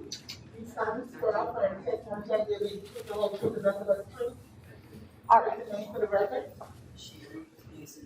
You're just gonna have to speak up and get a little closer to the microphone. Sherry Masonheimer Loy. Okay, Miss Loy, how do you know Mr. Loy? He's my husband. And then how long have you been married? 26 years. And are you afraid of him? No. Do you want to have continued contact with him through the pending of this case? Yes. Do you think drugs or alcohol have any involvement in what happened? No? Has anything like this happened in the past? Has there been any violence in your relationship? No. Is this the first time law enforcement's been called? Yes, ma'am. If you were to feel threatened again or there was violence, would you call law enforcement? Yes. Okay. Ms. Fusco, do you have any additional questions? Nothing further, Your Honor. Ms. Manikia? No, Your Honor. Okay. All right, Mr. Loy, I'm going to allow you to have non-hostile, non-violent contact with your wife. That means no grabbing her when she does not want to be grabbed, no scratching, no biting, no kicking, no punching, no getting in her face, no saying mean things to her. You are not to raise your voice at her or be disrespectful. Do you understand? Yes, ma'am. Okay. So you're also not to possess any weapons, any firearms, or any ammunition, and you're not to possess or consume any alcohol or any illegal substances without a valid prescription. I am going to place you in pretrial release. Make sure you comply with those requirements, okay? Yes, ma'am. Thank you. All right. Good luck. Thank you, ma'am.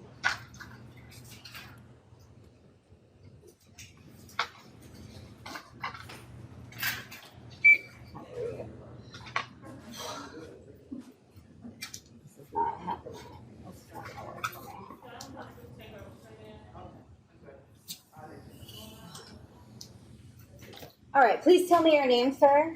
Moses Velasquez, ma'am. All right, Mr. Velasquez, you're here in 2020 MM 4524AO. You're arrested for battery and assault, both domestic violence. I do find probable cause for those offenses, and I'll appoint the public defender. Do we have any witnesses here for Mr. Moises' case or Velasquez's case? Excuse me. No. Yeah, I got some. All right. I got the neighbors witness.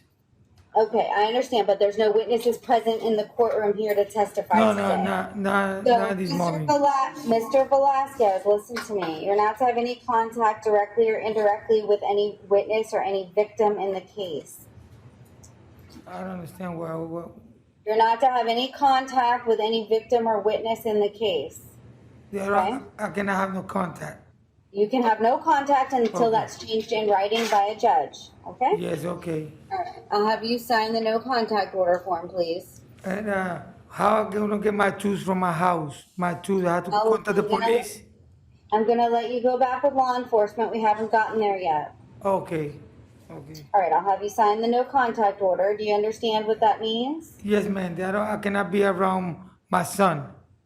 You can't be around the victim or any witnesses. Okay, ma'am. But where's the witness? It's only my son. There's multiple witnesses. They're named in the police report. See, the fight was between me and my son. I don't want you to talk about the facts of the case. You're Oh, not okay, talking man. with Okay. any victim or witness. But I want to know which the witness are. I don't know which the witness. Well, your wife, I believe, is a witness. The neighbor's a witness. What I have to sign? All right. Do you understand everything on that form, sir? Yes, ma'am. All right. You're not to, you're to maintain a separate residence. So if the victim is present at the residence or the witnesses, you may not be there. You may return with law enforcement one time to get your personal belongings, but you must be with law enforcement. Do you understand? Yes, ma'am. You're not to possess or consume any alcohol or any illegal substances without a valid prescription. You're not to possess weapons or firearms or any ammunition. DCF was contacted, so they may have an investigation pending. You'll have to comply with any investigation with Department of Children and Families. And your bond on count 1 is $500. Bond on count 2 is $100. Okay, ma'am. All right, thank you, sir. Thank you, Your Honor.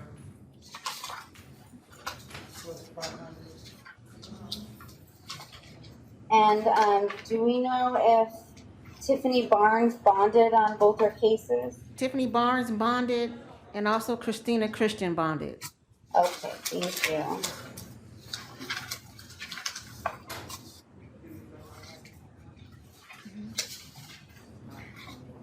Okay, that might.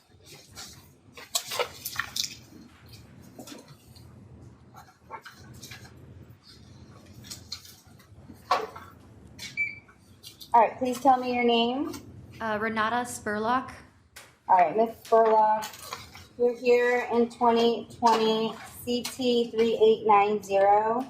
You were arrested for DUI as a refusal to submit to a DUI test and DUI.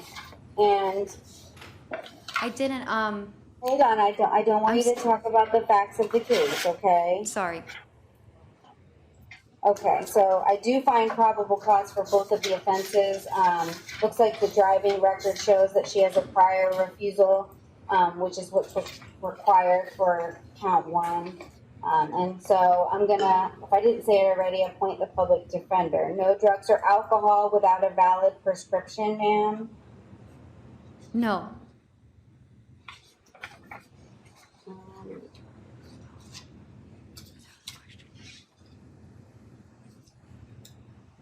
I'm gonna stay the bond on count 1 at $500. The bond on count 2 will be set at $1,500. I'm not gonna revoke your release, Ms. Spurlock. I could hold you at no bond and revoke your release on your out on bond case, but I'm not gonna do that. You need to get in touch with your attorney in that case. Make sure that they know what's going on in this case. I am also gonna require a random urinalysis through pretrial release. So no drugs or alcohol at all. If you test positive for any drugs or alcohol, that's a violation and you could be held at no bond. Do you understand? Yes. Okay. Jim, what's the first count? Because I don't have it as count 1. Count 1 is the refusal to submit to a DUI test. So that would say that 500. And the other one. And the other is $1,500 for count 2. All right, thank you, ma'am. Thank you.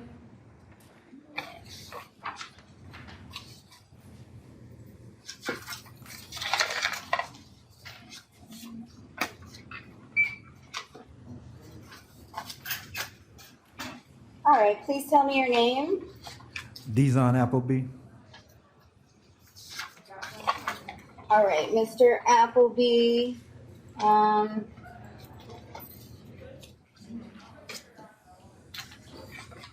I don't get paperwork for the status hearings, right? Okay. No, I just wasn't sure. Okay, Mr. Appleby, this is a status hearing. You were arrested in Orange County for the Suwannee County case. And one of the judges here did reach out to Judge Fiegel, who is your judge in the case in Suwannee County. And Judge Fiegel said that he wishes the bond to remain at none. Okay, so what? Now that step has happened, the public defender was previously appointed here.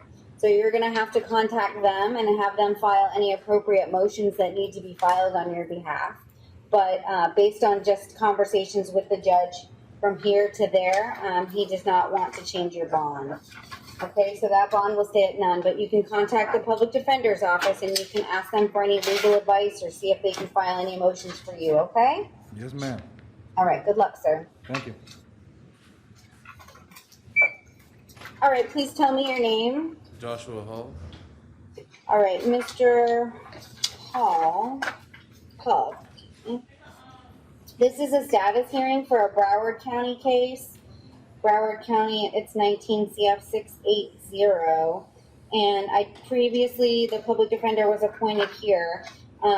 Per Judge Siegel, your bond is going to stay at none. So because the public defender was appointed here, you're going to have to contact them and see if they will be able to file any motions for you to see if the bond can be changed or modified in any way. Okay? I've contacted him and he said there's really nothing they can do. But my question is how long do they have to pick me up if they ROR'd me in Orange County? Because Broward County has the hold on you. We're not transporting people now during the pandemic. I know it's difficult, but we have appointed the public defender here. I would call them again and let them know that Judge Siegel said the bond is to remain at none. But they can file motions for you. So if they're telling you that they can't do that, that's not accurate, okay? Because he said the habeas corpus wouldn't pan out. That's the only thing he told me. I don't think it's a habeas corpus that would need to be filed, but I can't give you legal advice. Okay. So, Ms. Manikia, you may want to contact whoever's assigned to Mr. Hall's case. I think it's Brent Lightfoot. Brent Lightfoot? Yeah. Okay. And let them know that they can file bond motions. Okay. Okay. Okay? Thanks. All right. Thank you.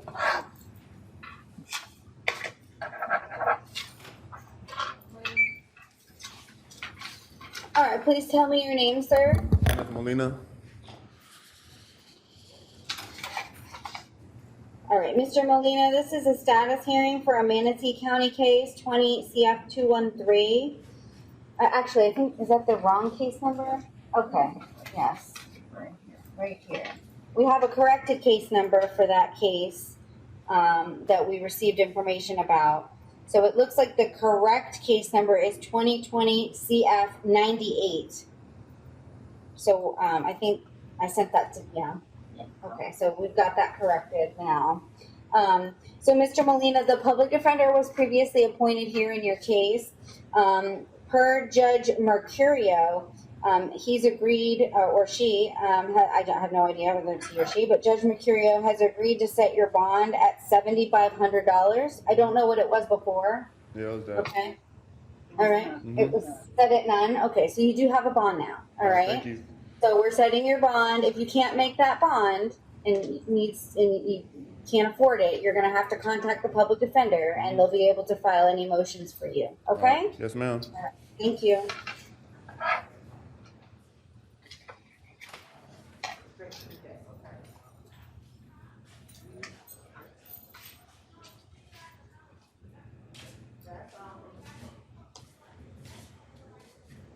Do you need this order?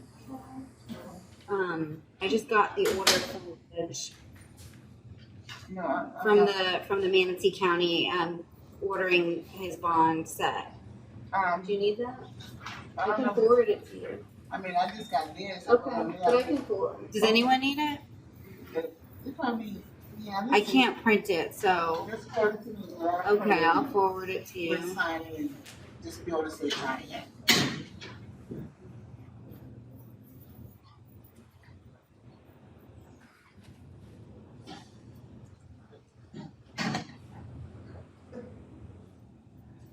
All right, I'll set that. All right, good morning. Can you tell me your name, please? Tiano Reese.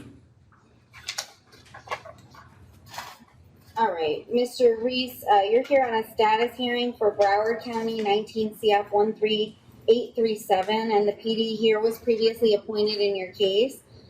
Per Judge Siegel, the bond is to remain at none at this time.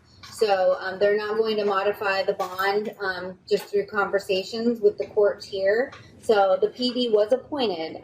They can file a bond motion for you if you need them to do that. You're going to have to contact them to do that for you, okay? But we can't change your bond, all right? And I can't tell you when you're going to be going to Broward County because I have no control over that. So what I gotta do is try to go get a bond? Yeah, you've got to call the public defender's office. They've been appointed here to represent you. And then you'll have to tell them that the bond was ordered to be stayed at none, but a bond motion hasn't been filed yet. So that can be filed, okay? All right.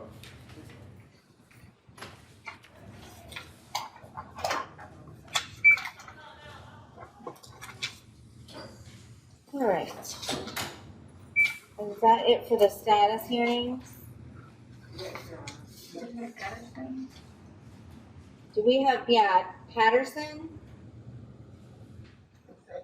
Darrow Patterson, his bond was set at, or to remain at 15,000. Do we know if? We don't have him on our docket, Your Honor. He's on the add-on.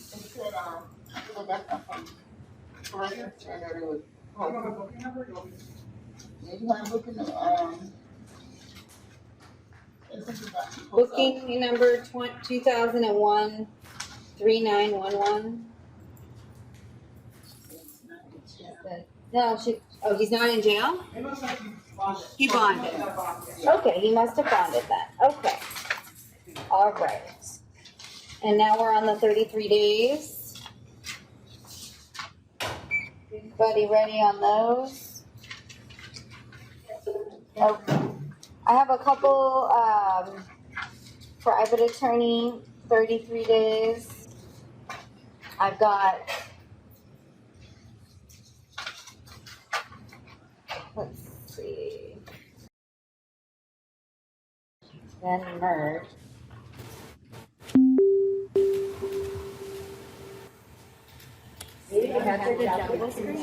Okay. And then I think we mute that. No.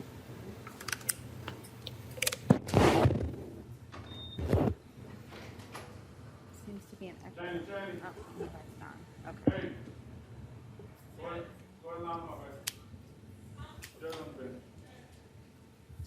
Can you all hear me over there? Yes. Yes, ma'am. It's echoing.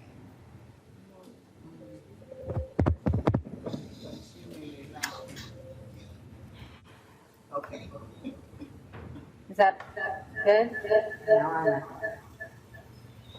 No, there we go. Is that better? Okay. There we go. Can you hear me? Yes. Yay. Okay, I can hardly hear you, but you're not near a microphone, so that's probably why. So that's for tomorrow, huh? Yeah. I'm leaving the instructions here. Are you here tomorrow? No, I'm in, but I'll let her know Okay, that. everything gets done from this, and then when we end everything, you have to hang up on the monitor and there. Okay. There's pictures. Okay. Okay. See, I knew that because we had the double screen, and then Right, because Judge Carter couldn't figure out how to get it the last 2 days, and I'm like, I wasn't in here, so I didn't know on Monday. yeah, when I came in, I was like, why don't we have double screens? Okay. Why? All right, we are back on the record, and it is June 19th, 2020. This is courtroom 1 at the BRC, videoing to courtroom 2 at the BRC. And can I have the parties announce themselves for the record, please? Elaine Fusco, State Attorney's Office. Sarah Manikia, Office of the Public Defender.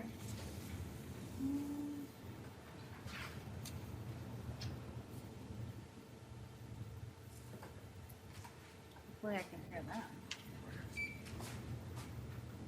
All right, good afternoon, sir. Can you tell me your name? James Barber. All right, Mr. Barber.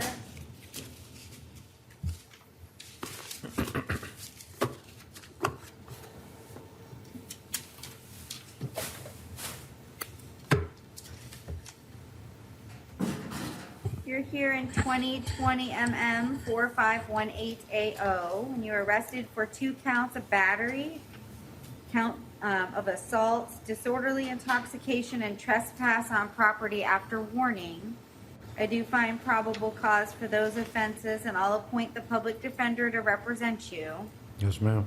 I don't think the state's going to have any offer for you today because of the charges. So, Okay. and the state's indicating that they're not making an offer today. So, your conditions of release are as follows: you're not to return back to the racetrack, Yes, ma'am. and abide by that trespass warning at 609 Lee Road, and no contact with any victims or witnesses, no weapons or firearms or any ammunition, excuse me, and no drugs or alcohol without a valid prescription. Yes, ma'am. The bonds on the batteries will stay at 500 and 250 on the assault. The intoxication will be 100 and the trespass will be 100. All right, thank you, sir. Good luck.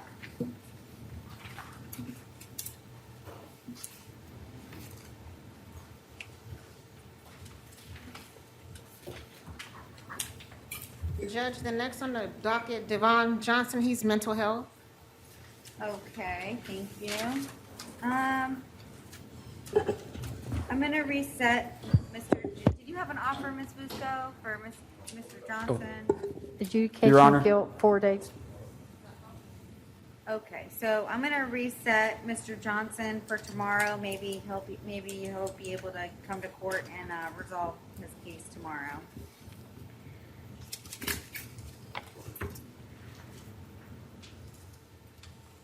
Can you put on there the state plea offer? What did you say? It was adjudication of guilt. 4 days with credit time 4 served. days with credit for time served, so that whoever's here tomorrow knows why I reset it. Thank you. All right, good afternoon, sir. Tell me your name, please. Good morning, Your Honor. My name is Kenneth James Purvis, birth date 12/18/1972. All right, Mr. Purvis, you're here in 2020 MM 4519AO. You were arrested for soliciting without a permit and an open container violation. I do find probable cause.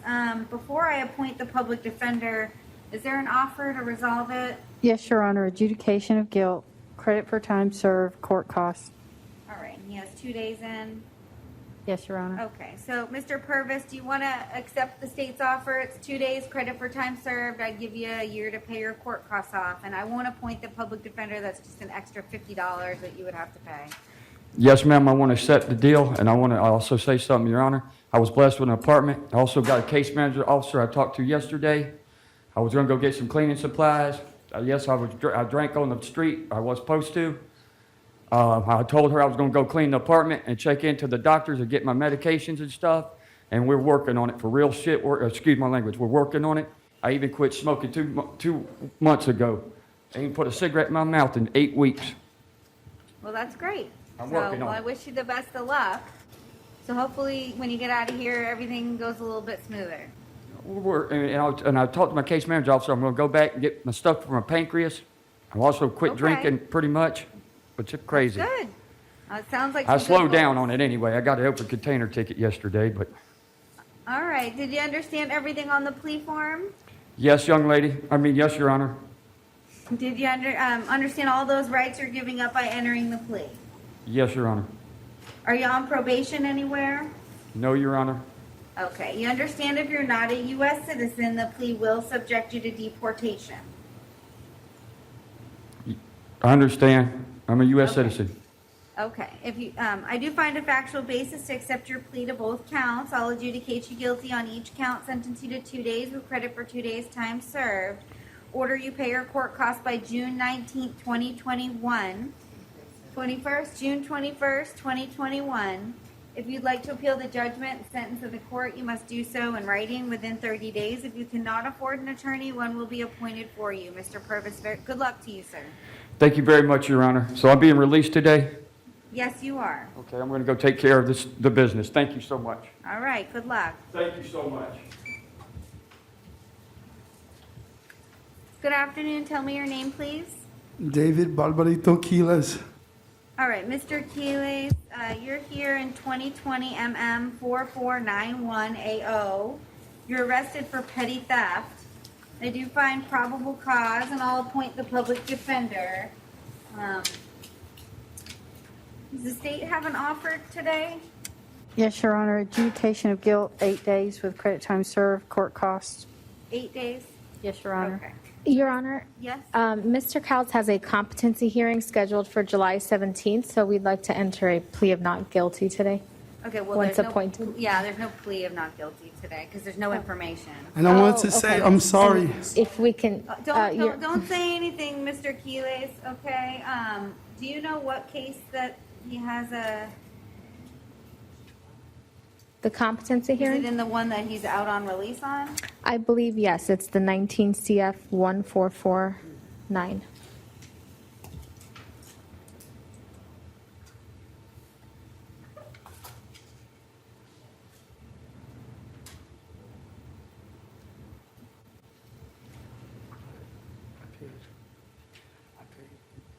I've been doing good. I even went to social services to get, because I was homeless at one point.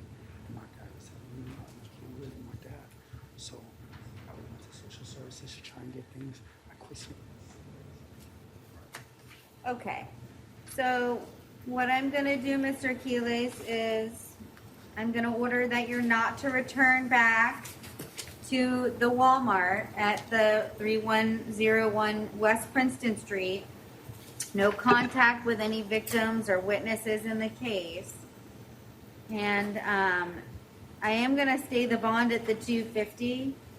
You do have a case coming up, I guess a competency hearing coming up on July 17th in your other case. So make sure you keep in touch with your attorneys and you don't miss any court dates, okay? Yes, ma'am.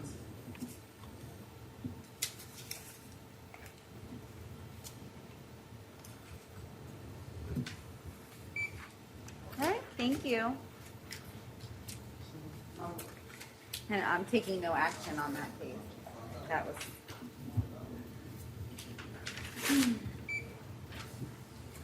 I think this thing, I can't think anymore with this thing. All right, please tell me your name, sir. Anthony Robertson, ma'am. All right, Mr. Robertson,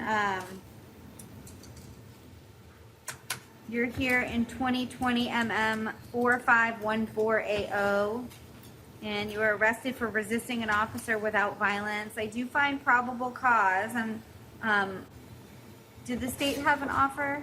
Yes, Your Honor. Adjudication of guilt, 3 days with credit time served, court costs. So do you want to do that, Mr. Robertson? Are you on probation anywhere? No, ma'am. That would get you out today by 11:59, I think, if you want to accept the offer. Yes, ma'am. As long as there's nothing else holding me here. For the record, Your Honor, I'd like to state that this officer, Cal Plavigan.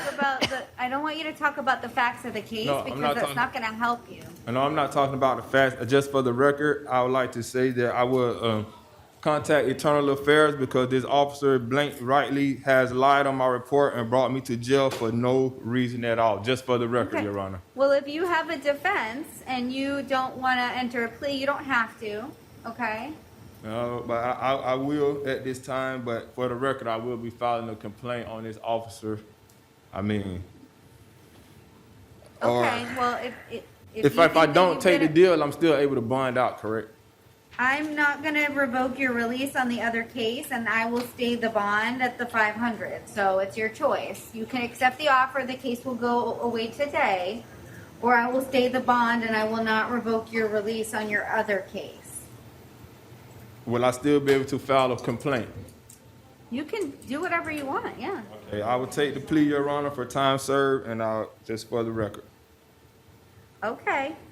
So, Mr. Robertson, did you read the plea form before you came into court? Yes, ma'am. Did you understand everything on that plea form? Yes, ma'am. Do you understand all the rights you're giving up by entering the plea? Yes, ma'am. Are you on probation anywhere? No, I am not. Okay. You understand if you're not a U.S. citizen, the plea will subject you to deportation? I do. Okay. I do find a factual basis to accept your plea based on the affidavit. I will adjudicate you guilty, sentence Nope. you to 3 days with credit for 2 days time served. Excuse me, Your Order Honor. you pay. Did I say Yes. no contest? Yes. Okay, thank you.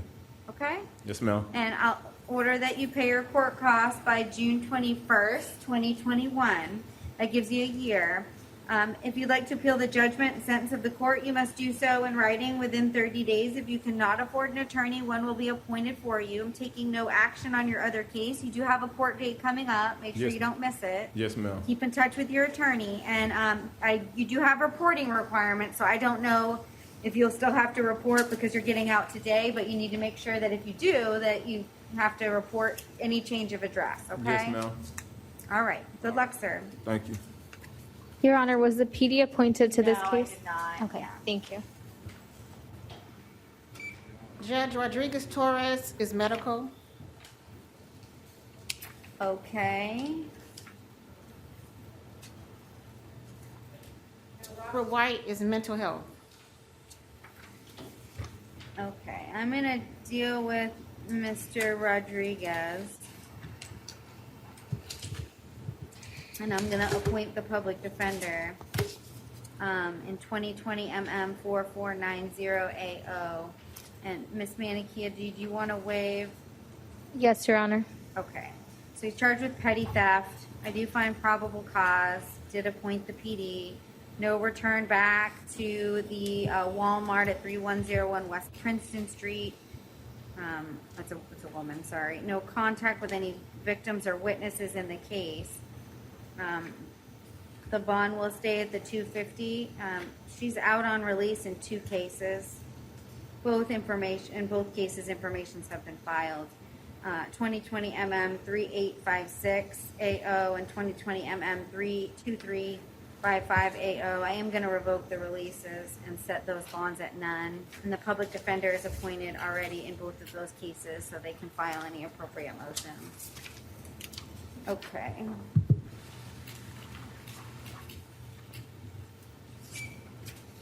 And then you said White was mental health? Yes. Okay. I'm going to reset for tomorrow. Was there an offer, Ms. Fusco? Yes, adjudication of guilt, credit for time served, court costs. Okay, so we'll put that in the court minutes, Madam Clerk, if you could do that, and so that we'll reset it for tomorrow, maybe. Come back and resolve the case.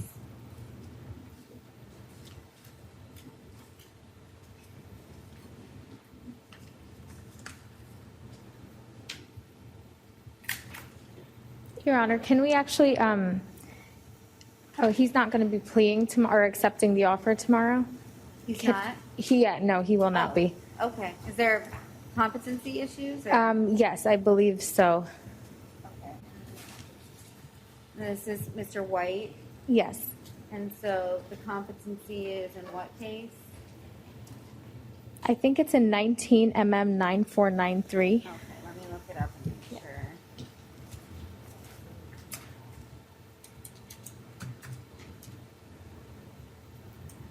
Okay. All right, so we won't reset it. Sorry, Madam Clerk. I am gonna stay the bond at the $500, and any motions that the PD wants to file, they can file.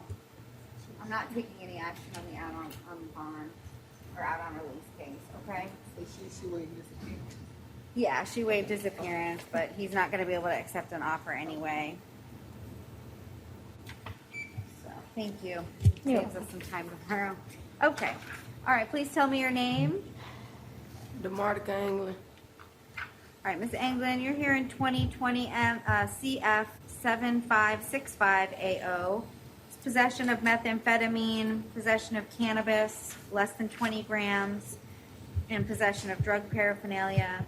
And I do find probable cause, and I'll appoint the public defender. No drugs or alcohol without a valid prescription. I am going to place you on pretrial release. So make sure that you comply with their orders as well as my court orders, okay? Yes, ma'am. All right, good luck.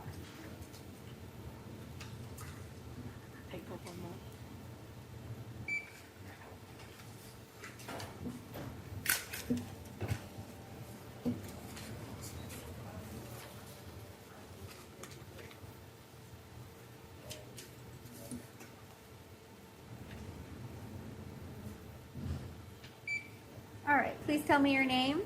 Darren Brown. I'm sorry? Darren Brown. Do we know what happened to Shannon Brewer? She bonded, Your Honor. I can't hear. They bonded. Okay, bonded. Okay, thank you. Yeah, I think unless you're talking into a microphone, it's really hard to hear. I know it's hard. All right, and you said Darren Brown? Yes, ma'am. Okay. All right, Mr. Brown, you're here in 2020 CF 7559AO. You're arrested for grand theft third degree and resisting an officer without violence and attempted dealing in stolen property. And I do find probable cause, and I'll appoint the public defender to represent you. And then you've also got 11 CF 6317BO. It's an on-view VOP based on these new law offenses, and I do find probable cause for that, and I'll appoint the public defender. So in the violation of probation, the bond will stay at none. You'll see Judge Whitehead in a couple days for an arraignment. On the other case, you can't have any contact with any victim, any witness, or any co-defendant, and no return back to where the offense is alleged to have occurred. The bond will stay at $2,500, $100, and $150. All right, thank you, sir.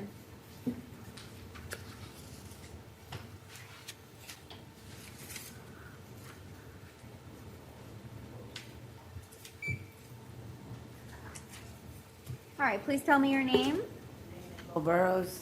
All right, Miss Burrows.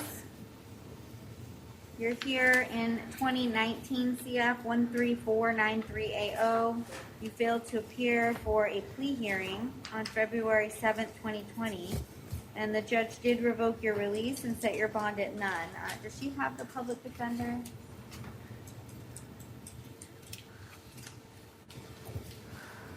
Yes. Okay. You do have the public defender in that case. Yes, I And did. so they're gonna have to file a motion to set bond for you with the judge in Division 16. Okay? So they should give you a piece of paper with their phone number on it. All right? Okay.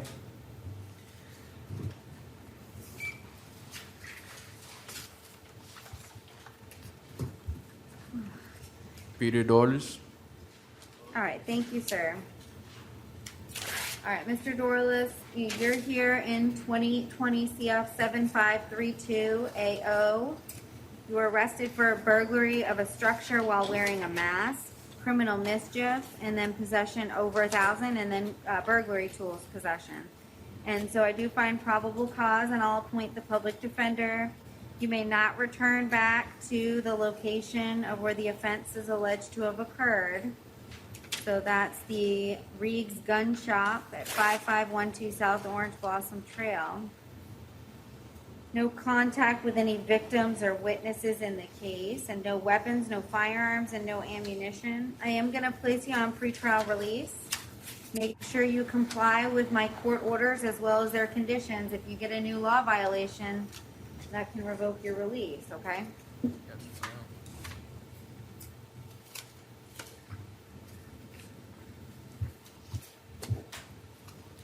All right, thank you, sir.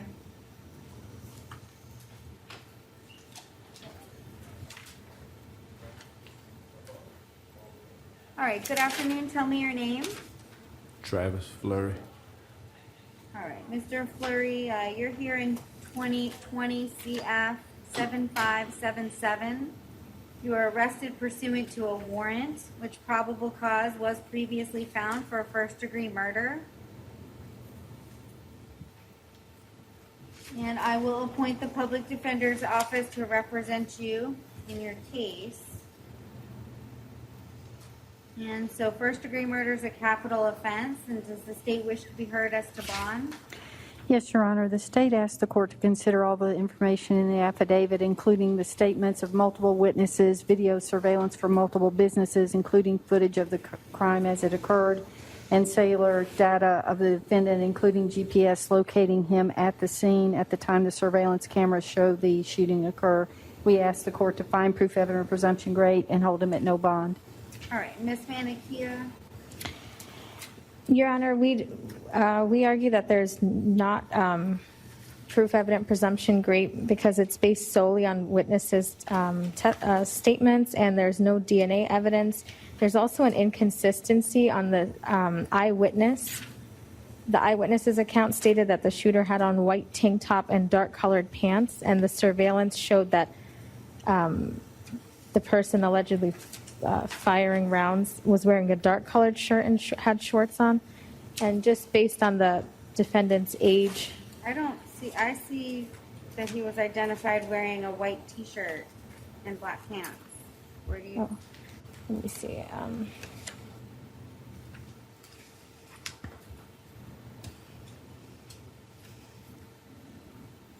And it's on video. Yes, I underlined it. I just need one moment.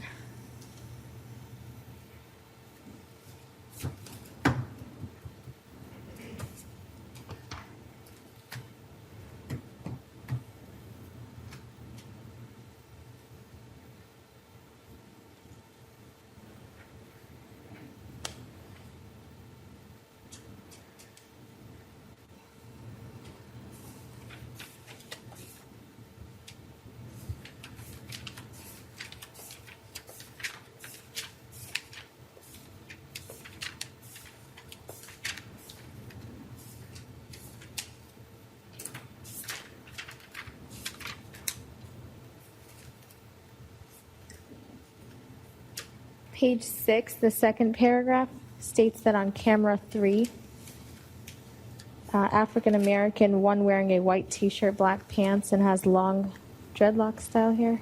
Right. And then the eyewitness stated that, I'm sorry, I must have read about a different There was multiple witness statements, so I don't know. Yes. Well, Your Honor, we defer the matter to the court, but based on the defendant's young age, if you could set reasonable bond. Okay, I've read the affidavit. It's a 9-page affidavit. There's pings in the location on this defendant's cell phone, placing him in the location of the scene of where the alleged murder occurred, specifically at the time of the murder. Additionally, multiple witness testimonies, multiple video surveillance, photo lineups identifying him. So I do find proof evident presumption great. And I am going to hold Mr. Fleury at no bond on this charge, and any appropriate motions can be filed in the trial division. Mr. Fleury, you're not to have any contact with the victim's family, with any witnesses, or any possible co-defendants. You're not to possess any weapons, any firearms, any ammunition, no drugs or alcohol without a valid prescription, and you're not to return to where the offense is alleged to have occurred. Do you own a passport? No, ma'am. Okay. So if you do not own a passport, if you are ever to be released and the judge downtown gives you a bond, you'll have to you'll have to file an affidavit under oath stating that you do not own a passport, and that's subject to perjury, and that will be filed with the clerk's office. So they're going to give you a form there with the public defender's number on it, and so call that number and they'll be able to file any motions for you.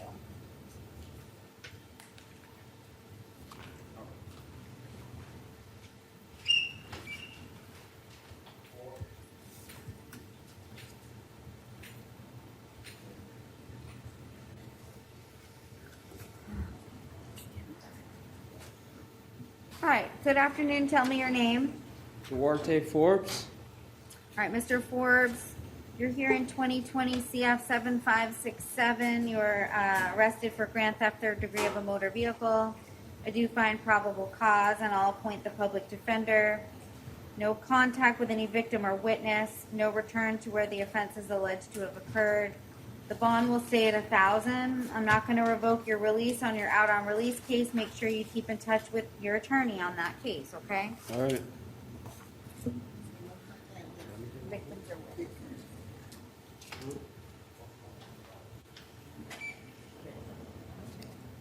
All right. Judge Walter Gandy bonded. Okay, we'll take no action on Andy.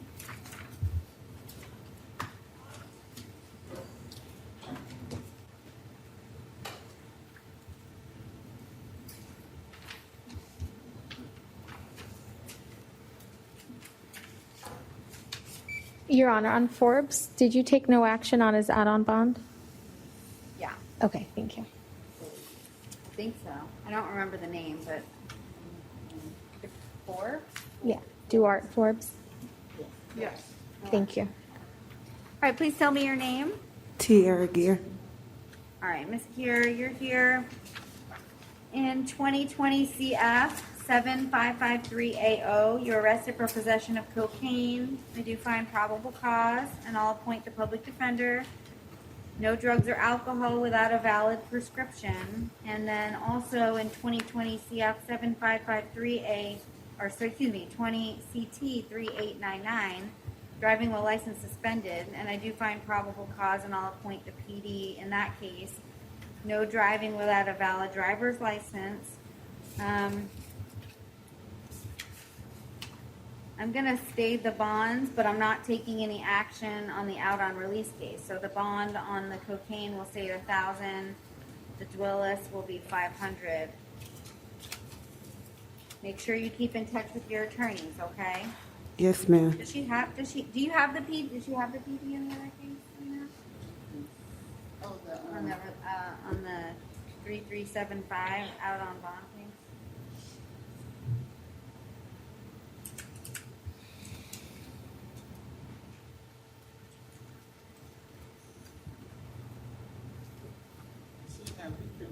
Okay, you have Victor Mead in that case? Yes, ma'am. Okay, keep in touch with Mr. Mead, okay? Yes, ma'am. Thank you. All right.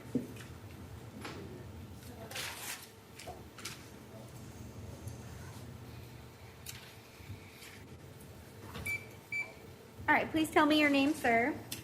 A.B. Harold, Moses Harold. Okay.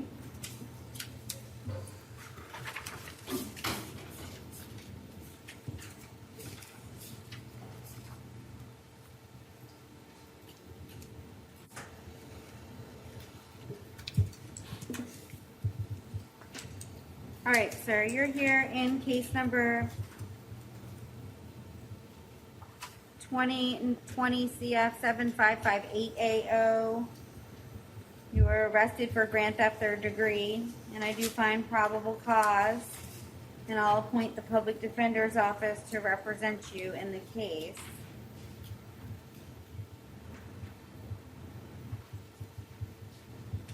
No contact with any victim, witness, or co-defendant. No return back to where the offense is alleged to have occurred.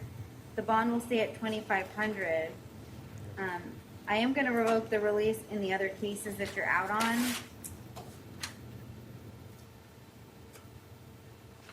Ma'am, can I say something? Well, Your would Honor, be I would very advise him careful not to. about what you say, because everything that you say can be used against you. And your attorney over here, sitting here, and she's telling me to tell you not to say anything.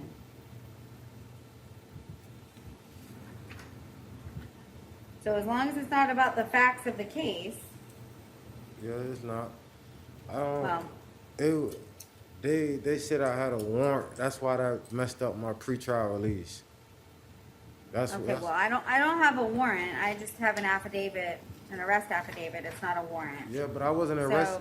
I wasn't arrested on no scene. They arrested me way on the other side of town and talking about a grand theft.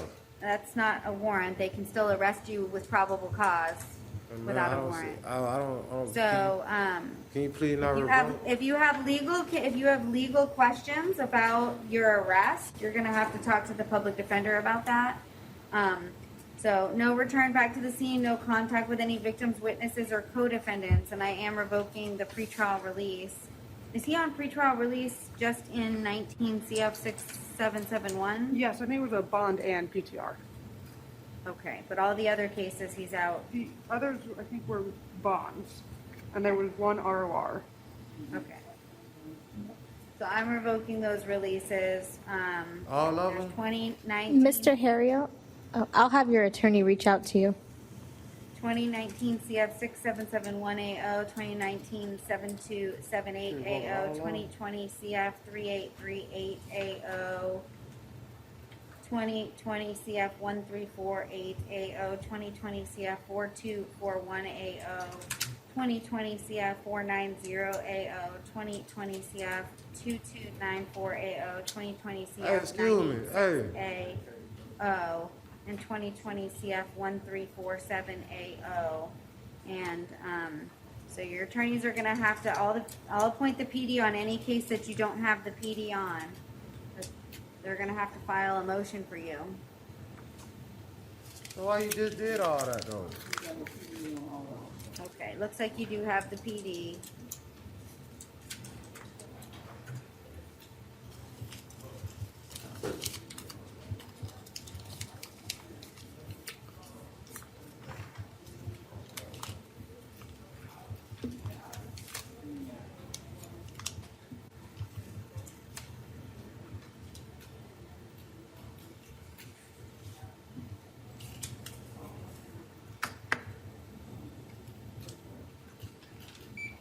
All right, please tell me your name.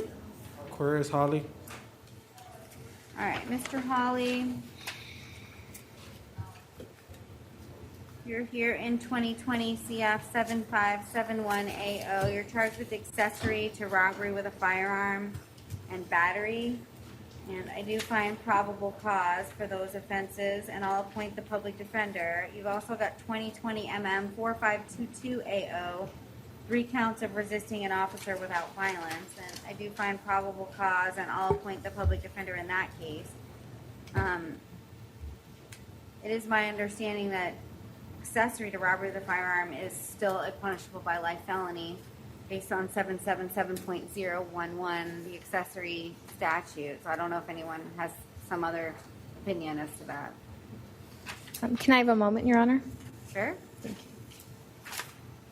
So as an accessory, same thing as a principal, that you would be responsible for it would incriminate you just as much as the principal. Okay.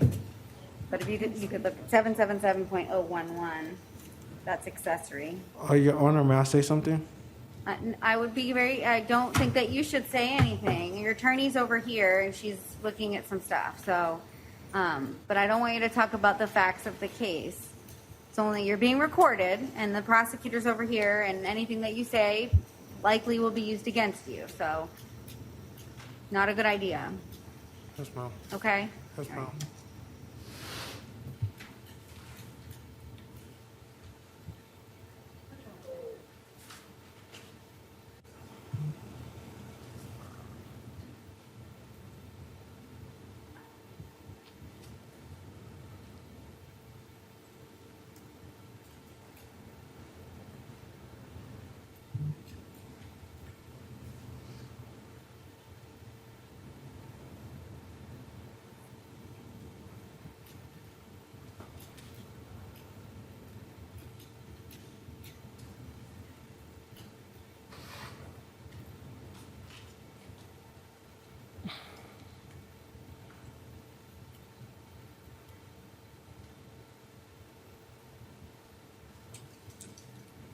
Your Honor, I'm ready when the court is.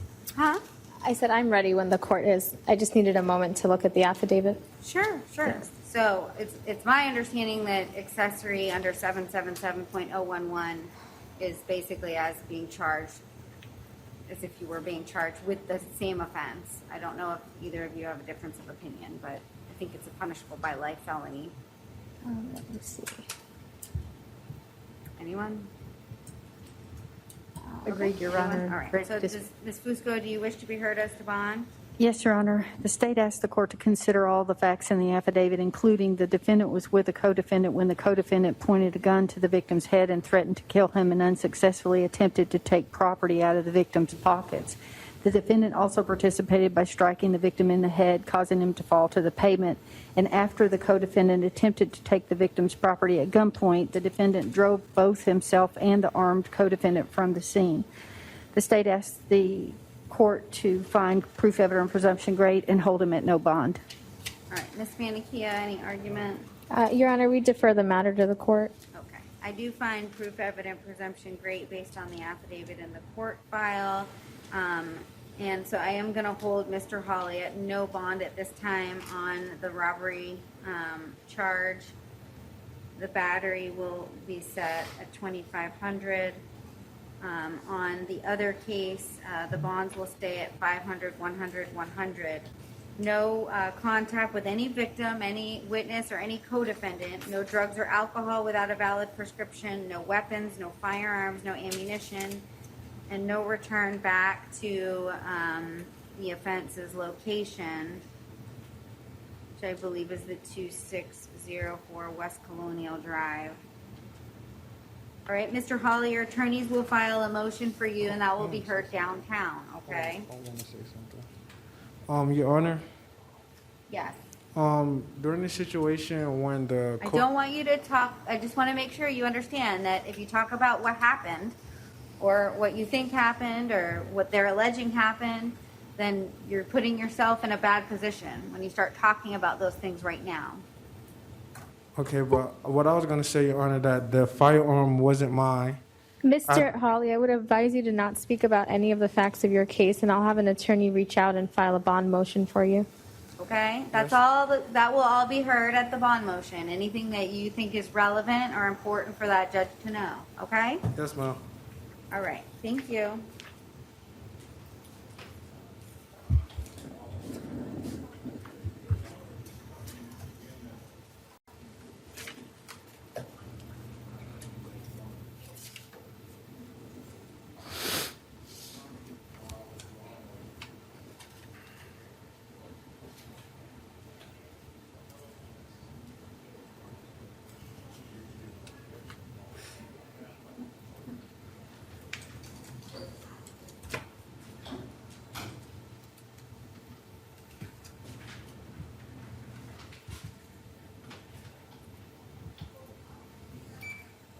All right, please tell me your name. Gage Horton. All right, Mr. Horton, you're here in 2020 CF 7566AO. You're charged with possession of cocaine with a weapon, possession of alprazolam, and carrying a concealed firearm. I do find probable cause, and I'll appoint the public defender to represent you in your case. In that case, no drugs or alcohol without a valid prescription, no weapons or firearms or any ammunition.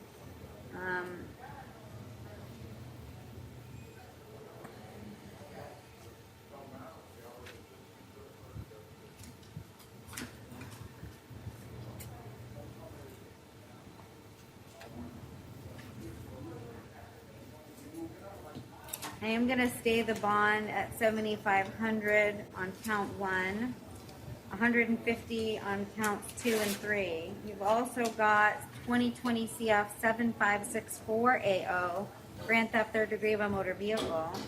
And I do find probable cause, and I'll appoint the public defender. No contact with any victims or witnesses. No return back to where the offense is alleged to have occurred. And the bond will stay at $1,000. I'm not going to revoke your release, Mr. Horton. You do have an upcoming court date. Looks like on the 24th. I thought it was the 27th. Make sure. Okay, I don't know. I don't know what day. It says it on the form here as the 24th. But, Okay. I can look it up for you. I think it was the 27th.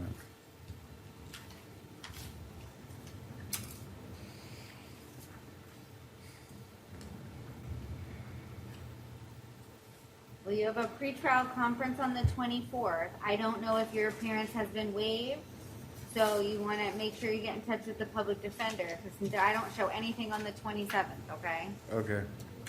So make sure you don't miss court. If you're in jail, you need to make sure that you call the public defender's office and let them know where you are. Yes, ma'am. If you're out, don't miss court, okay? Okay. All right, thank you.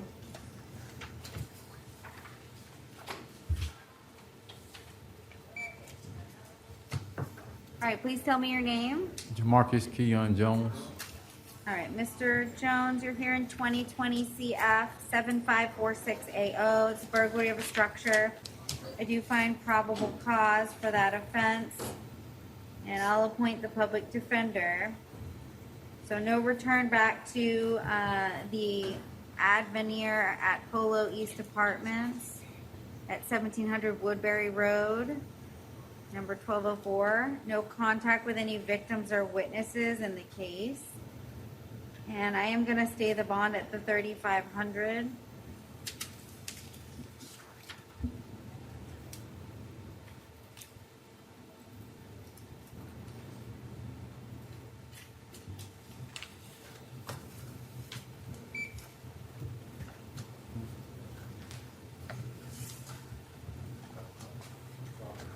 All right, please tell me your name. Israel Malpica. Okay, sir.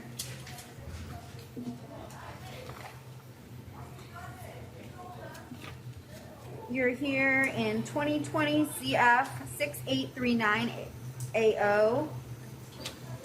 You're arrested pursuant to a warrant. Probable cause was found for fleeing and attempting to elude a law enforcement officer with lights and sirens activated, resisting an officer without violence, and driving while license suspended with knowledge. And I'll appoint the public defender to represent you in that case. So Yes, no ma'am. driving without a valid driver's license. Yes, ma'am. And I'll stay the bonds at 1,500, 500, and 500. Looks like you have two. Is there just one or two Seminoles out Just of one. county? Just one. Oh. So, All right, so you have one Seminole out-of-county probation violation on view, and I do find probable cause for that based on the new law. And so I'm gonna appoint the public defender here to represent you, and the bond will be set at none at this time. I believe that somebody here, one of the judges here, will reach out to Seminole County and see if they're gonna either file an affidavit or if they'll give you a bond on that.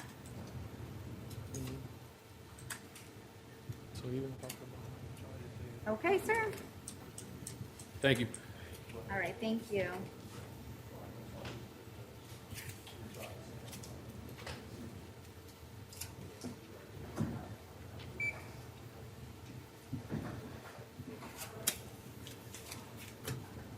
All right, please tell me your name. Jason Tyler McLam, ma'am.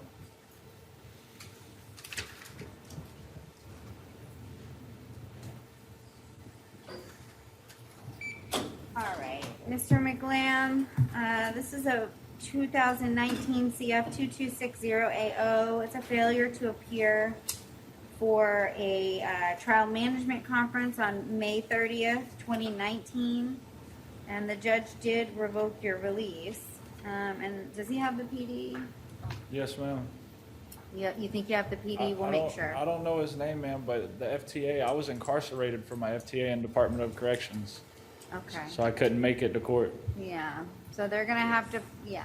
You do have the PD. They're gonna have to file a motion to set bond for you in the case. My mom talked to him yesterday. I can't remember his name. It looks like even. I mean, you're being. I don't know who your attorney will be. It may be a different attorney now. It's different. They move around. So I don't know who your attorney will be. But you can call the phone number. I'm going to have them give you a piece of paper. Just call that phone number. They'll tell you who your attorney is, and I they'll can't get get a in touch bond? with you. I can't get a bond? No, I can't give you a bond, sir. My attorney not texted, but talked to the state yesterday and emailed to the judge saying that I should get ROR'd because I wasn't failure to appear. You could look on the dockets and it shows you that I was incarcerated for FTA. I've been in prison. I just EOS from prison yesterday. I didn't get picked up on a warrant on the street. I EOS from prison yesterday. They emergency EOS'd me to Orange County. Mr. McClam, I'm not doubting everything that you're saying. I fully believe you, but I don't have the authority to change the KPS. I'm not allowed to by law. So there's nothing filed in the court file. There's no indication from the judge, and it's a new judge now. It's not the same judge. So you're going to have to talk with your attorney, and then they're going to have to file a motion to get you a bond. Okay? He told me I'd have a bond today. Man, my grandfather just died, and they're You do trying not to lay. have you do not have a bond, and I cannot give you one today. So there's nothing that I can do today. How do I call them?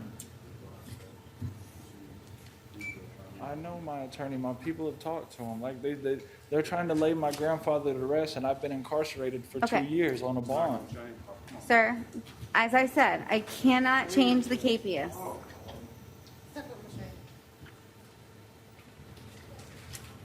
All right, please tell me your name, sir. Reginald Mouche. All right, Mr. Mouche, you're here in 2020 CF 5902AO. It's attempted second degree. Well, I don't know what it is because the ICJIS warrant arrest affidavit, which I do not believe, I don't know who fills that out, but they've listed it as attempted second degree murder. The warrant itself says attempted murder. I don't know if that's attempted first degree murder, attempted second degree murder. It just says 782.04-10, which is attempted murder, but I don't know what murder.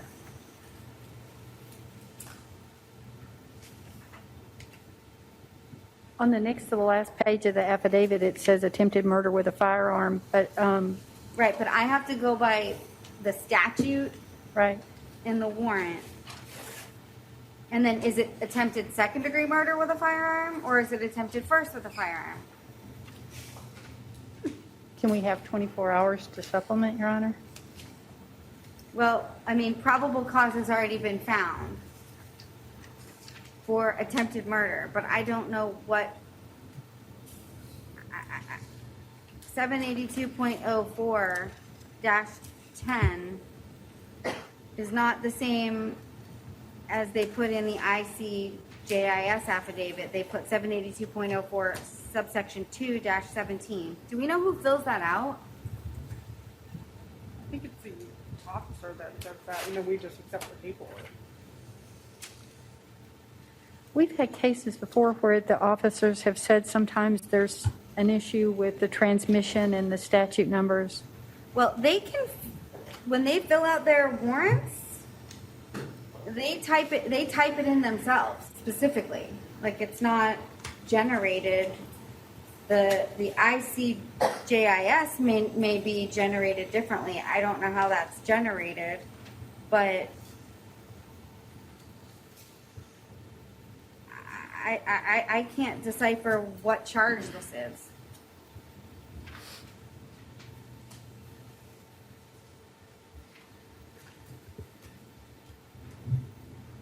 There's a firearm. Technically, I think based on the facts, it could be attempted first or attempted second. Depends on how you interpret the facts as alleged in the affidavit. So, not really sure what we're doing today. I may have to take a break and figure this out because I've tried, but Ms. Fusco, I mean, 782.04 is murder, and then you've got the attempt, which brings it down to a first-degree felony punishable by up to 30. There's nothing in here. There is a firearm, but there's nothing in the warrant that says attempted murder with a firearm, which is what I have to go with. Your Honor, based on that, can you set a bond today? I mean, not necessarily, because I don't know what I'm setting a bond on. Okay. I'm not informed. I mean, I'm just don't feel like I have the information that I need, because the facts support multiple things. You know, I don't know. I mean, it's very confusing to me because the ICJIS warrant arrest affidavit has attempted second-degree murder, but that's not the warrant. And that's actually the officer who made the arrest on the resisting an officer without violence. It's not the officer who signed the warrant. So they're completely two different officers.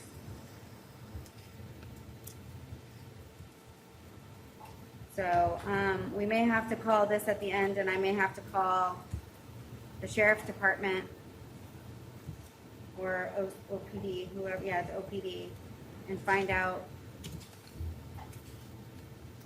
more information. So, Mr. Mouche, I'm sorry, I'm gonna have to recall your case. I have no idea what they've charged you with, okay, under the warrant. And it's important for me to know that, to come up with some sort of information about what I might do today, okay? Can I have the affidavit to that warrant? Your attorneys can give that to you. Alright. Okay, so I'm gonna appoint the public defender. And then we'll recall your case. I may have to take a little bit of a break to figure it out. Yeah, we're gonna recall this case.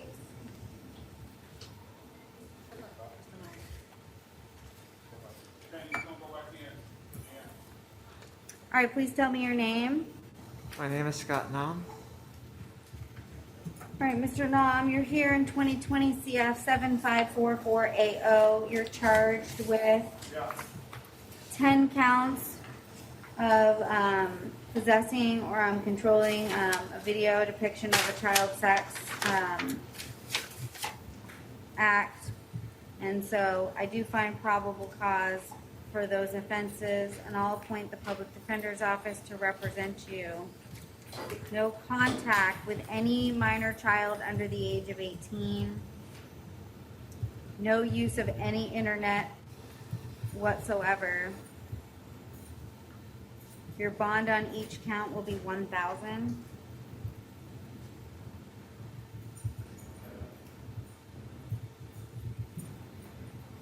Okay.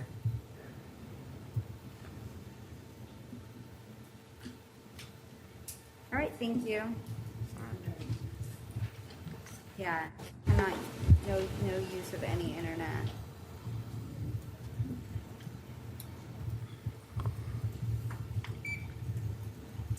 All right, yep. The next person on the docket, Lesiana Pyong, medical, Your Honor.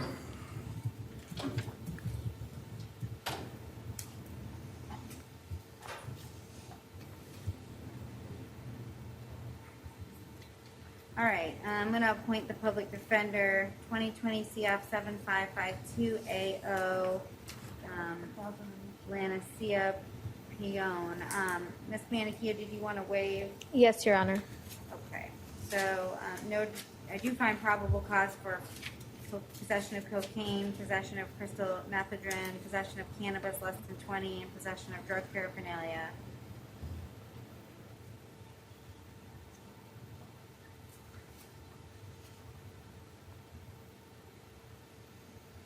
I'm going to release her ROR.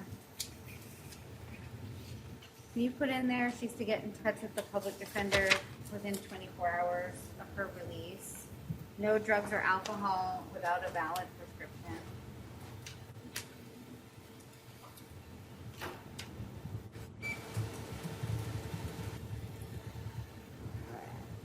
All right, please tell me your name. Evan Riddle. All right, Mr. Riddle, you're here in 2020 CF 7568AO, possession of drug paraphernalia, possession of methamphetamine, resisting an officer without violence. And I do find probable cause for those offenses, and I'll appoint the public defender to represent you. No drugs or alcohol without a valid prescription. I'll stay the bonds of 100, 1,000, and 100. In 2020 MM 535AW, it's resisting a merchant and petty theft. And I do find probable cause, and I'll appoint the public defender. No contact with any victims or witnesses. No return back to the Walmart at 10500 West Colonial Drive. And the bonds will stay at 100 and 250.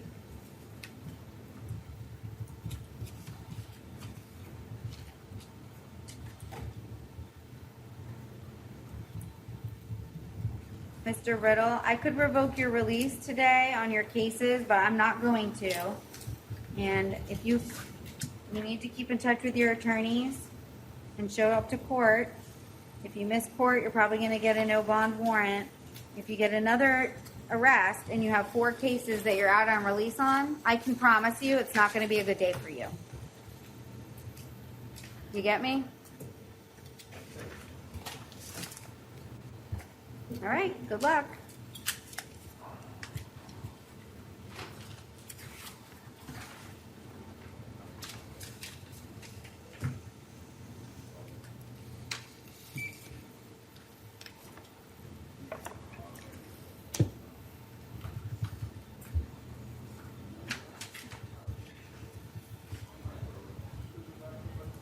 All right, please tell me your name.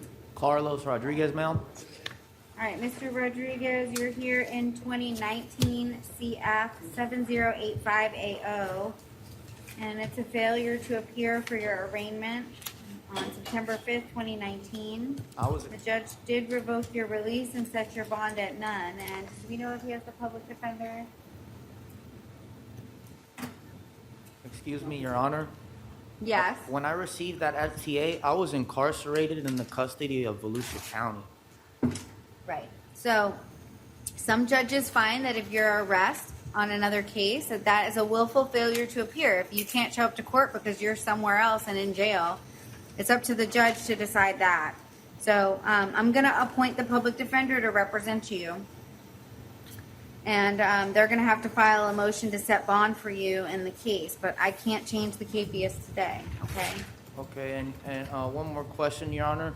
Is Yes. it possible to see if the state has an offer at this time? Because I was served the warrant in Volusia County, and I believe it's a felony, so there's no, we can't plea a felony out at the jail. Okay? Do you know when my next court date will be, ma'am? No, I do not. But they're gonna give you, I appointed the public defender, they should give you a piece of paper with their phone number on it. I just appointed them for you. And So, you'll have to call them, okay? Set a bond hearing? Yes, that's what they'll have to do.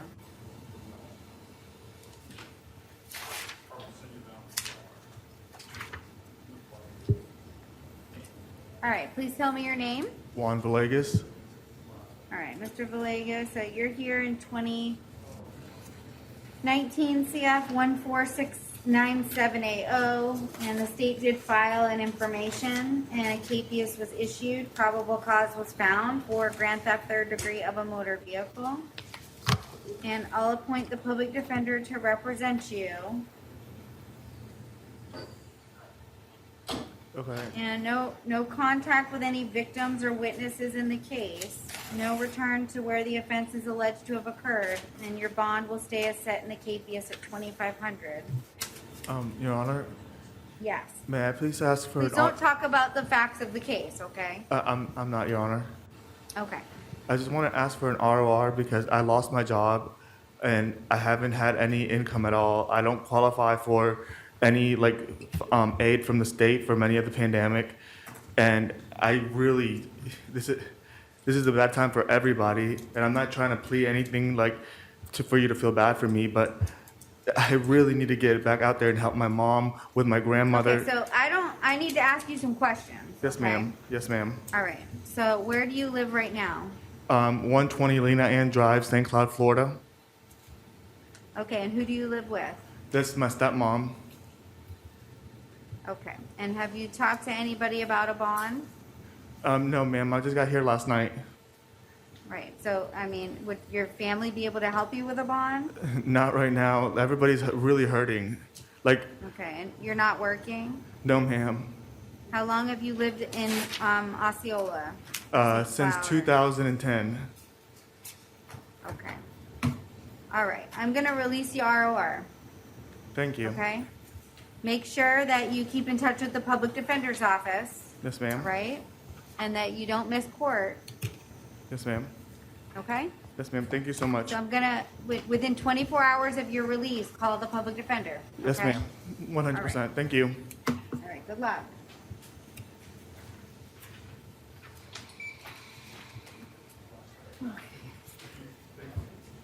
All right, please tell me your name. Amanda Lynn Washburn. All right, Miss Washburn, you're here in 2020 CF 7507, and you were arrested pursuant to a warrant for falsifying registration information as a sexual offender. And I'll appoint the public defender's office to represent you.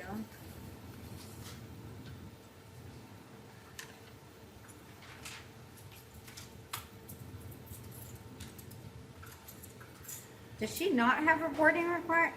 I think that was just an error. Okay, Your all Honor. right, yeah, that's what I thought. Okay, so you do have reporting requirements. I'm gonna stay the bond at the 2,500. I don't know what's going on, but you've got 2 out on release cases for failing to report and failing to register. So I don't want you to talk about the facts of the case or what you have done or what you haven't done. Do we know, does she have the public defender in those cases? Okay. I got one. Both of them? She's got 2 cases.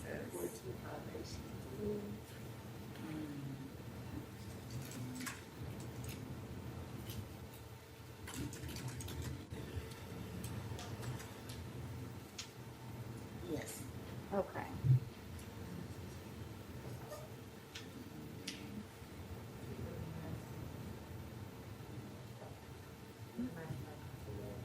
Oh, All right, Ms. Washburn, I'm not going to revoke your release, but I mean, you got to comply with your requirements and you got to do it properly. So if you come back and you have another one, my guess is that a judge is going to look at that and revoke all your releases. Okay. So make sure that you're complying with those requirements and don't miss court. Keep in touch with the public defender's office. all right. So am I released or no? You have a bond, so you'll have to bond out. Okay.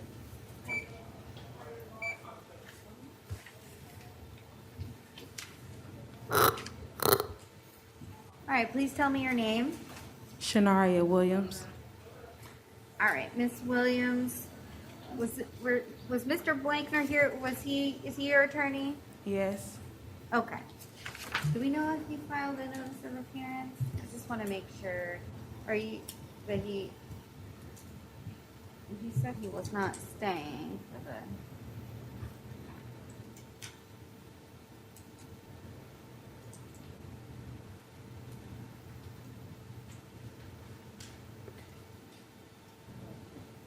Okay. I believe Mr. Blankner, have you hired him? My mom did, yes. Okay, all right. And you talked to him earlier? Yes. Okay. All right, so I'm not going to appoint the public defender because Mr. Blankner was here, indicated to the court that he was representing Ms. Williams. She's indicated that her mother's hired him to represent her. So I'm not going to appoint the PD today for you. But you're charged in 2020 CF 7541AO with attempted first-degree murder with a weapon, aggravated battery with a deadly weapon, aggravated assault with a deadly weapon, and aggravated assault with a deadly weapon. And Ms. Fusco, did you wish to be heard as to bond? Yes, Your Honor. The state asked the court to consider all the facts in the affidavit. The defendant stabbed 2 victims following a road rage incident. There were statements of multiple witnesses. After being told there was video surveillance at the Wawa, there were admissions made by the defendant. 1 victim sustained life-threatening injuries and 1 great bodily harm. The state asked the court to find proof, evidence, presumption great and hold her at no bond. Okay, so Ms. Williams, I based on the affidavit, I am going to make that finding of proof evident presumption great. But Mr. Blankner will be able to file a bond motion for you in Division 16 with Judge Barber. Okay. Okay. He's probably explained that to you before. So so he'll be able to file a bond motion. You'll be able to get a bond hearing with Judge Barber in that division. As soon as he gets that filed, it should get set, okay? Okay. So what I'm going to do is hold you at no bond on count 1, The remaining bonds will stay the same at $3,500, $2,500, and $2,500. So if you are to be released at any point, the conditions of your release from me, and that may change later, are that you're not to have, and also from the jail, you can't contact anybody. So no Okay. contact with any victims, witnesses, or any co-defendants, or any of the victim's family members. No drugs or alcohol without a valid prescription, no weapons or firearms or any ammunition, no return back to where the offense is alleged to have occurred at the Wawa gas station at 4100 East Colonial Drive. Do you own a passport, Ms. Williams? No. Okay. So if you don't own a passport, if at some point you get a bond and you get released, you're going to have to file an affidavit, and Mr. Blankner can help you do that under oath, indicating that you don't own a passport, okay? And that'll be filed with the clerk. So just keep in touch with Mr. Blankner, okay? Okay. All right. Good luck, ma'am.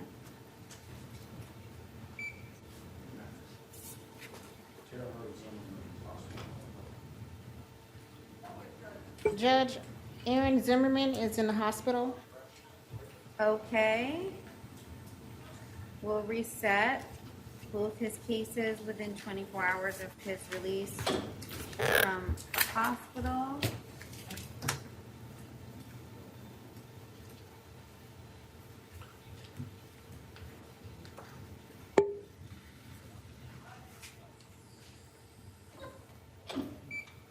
All right. Tell me your name, sir.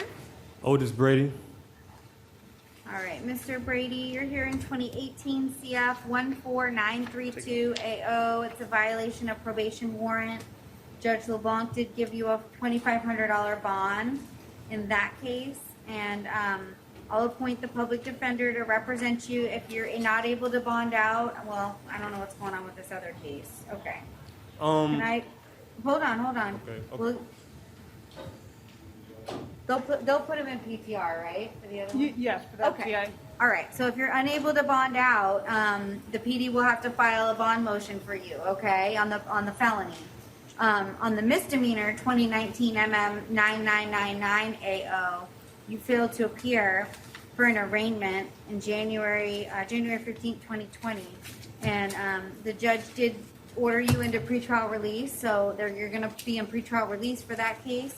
Does he have the PD on that one? Let's see.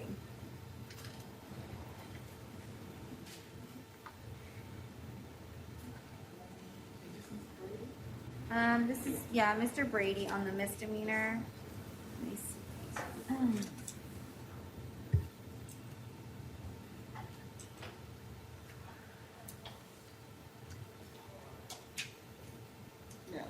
No? Okay, I'm gonna appoint the PD for you on the misdemeanor case, okay? Oh, So you need to get in touch with them and make sure you don't miss any court dates. You're gonna get a court date when you get released, I think. excuse me. Yes. Your Honor, last time I came to court, they offered me a plea of time served, but I didn't take the plea because I had other cases and I didn't want to incriminate myself. But I'm willing to take the plea today if possible. For the resisting, Yes. you mean? Yes, ma'am. Okay, let's see if Ms. Fusco has an offer. I don't, Your Honor. Let me pull up the case and look at the facts, okay, Mr. Brady? Okay. Are there any notes in your system, Ms. Fusco, that was the offer? There should be.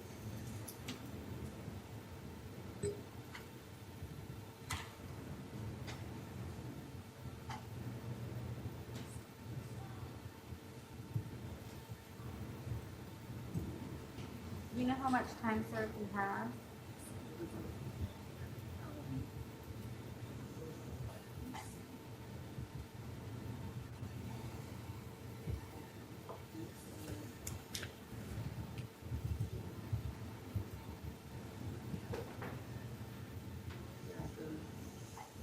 Well, this is the problem. When were you placed on probation?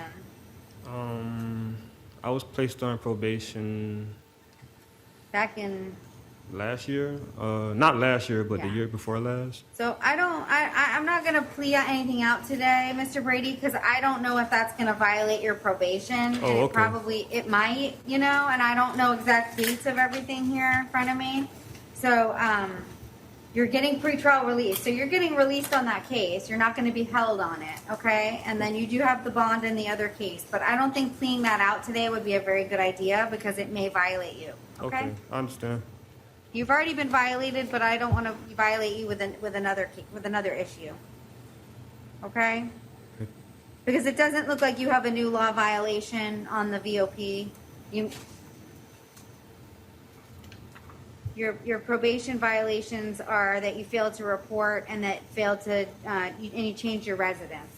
Okay. Yeah. Yes. So Yes, I don't want to mess anything up for you anymore. Okay. Okay. Thank you. Okay. All right. Good luck.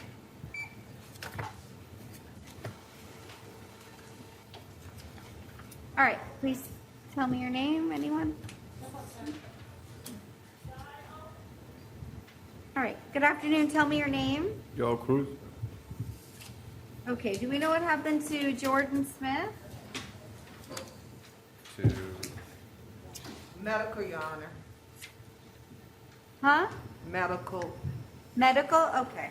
Yes, ma'am. All right. So I'm going to appoint the public defender and for Mr. Smith in 2018 CF 15917AO. Ms. Manicki, did you want to waive? Yes, Your Honor. Okay, it's a violation of probation, and the judge did set the bond at none, and so he'll see Judge Whitehead in a couple of days if he's able to do that. In the meantime, the public defender can file any motions in his case.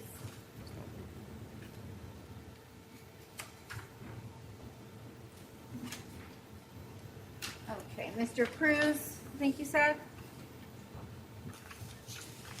All right, Mr. Cruz, you're picked up on an out-of-county warrant out of Seminole County, and you do have a $5,000 bond in Seminole County, so if you're able to bond out, you can do that. But I'm going to appoint the public defender here anyway because they're not transporting people back and forth. And so one of the judges here will reach out to the judge in Seminole County if you haven't been able to bond out. Do you think you're going to bond out? I don't know yet. Okay. So if you're not able to, you'll come back on the docket, but I did appoint the PD here for you, okay? Okay. Okay. Thank you. Good luck. Okay. Have a good day.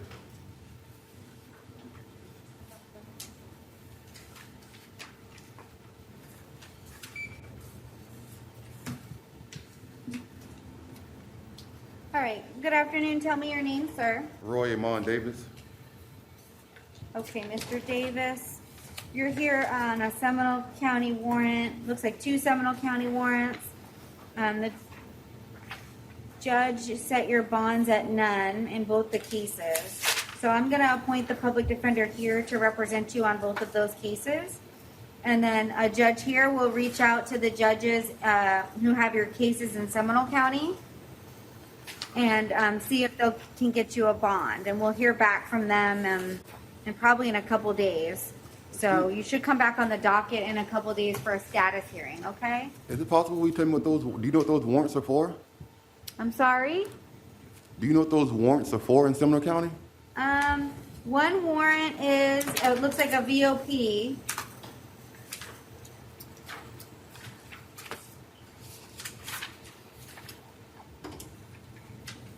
And my guess is the other one may be a VOP too.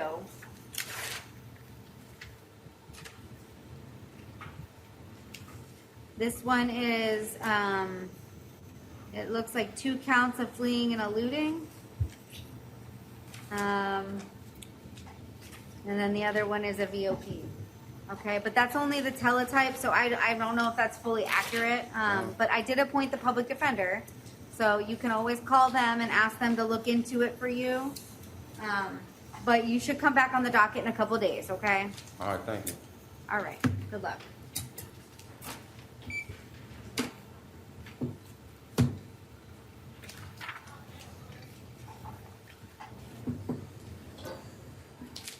All right, good afternoon. Tell me your name, sir. Omar Antonio Matias. All right, Mr. Matias, you're here on a Seminole County warrant, and the judge did set your bond at none on counts 1 through 4. Counts 5 through 7 Your bonds were set at $15,000 on each count.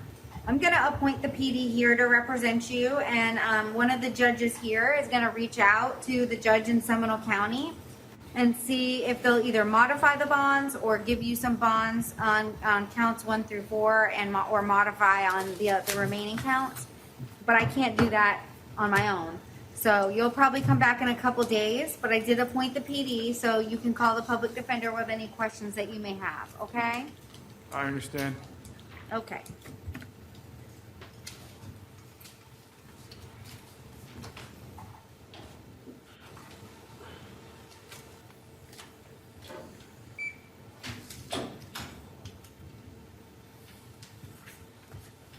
All right, good afternoon. Tell me your name. Jerome Antonio Taylor. Okay, Mr. Taylor, you're here on a Seminole County warrant. Are there 2 cases, or? I have a lot of paperwork here. Looks like 2 cases, Your Honor. I have one for Orange County. It's a similar county, it's just saying that count 2 is not on. I have like a bond correction form. Well, he also has a failure to appear, but that's set to be heard tomorrow. Okay. So then there's just they're out of county, 2 out of county. Okay, so I actually am seeing 2 cases. So I've got a Seminole County warrant, and then I've got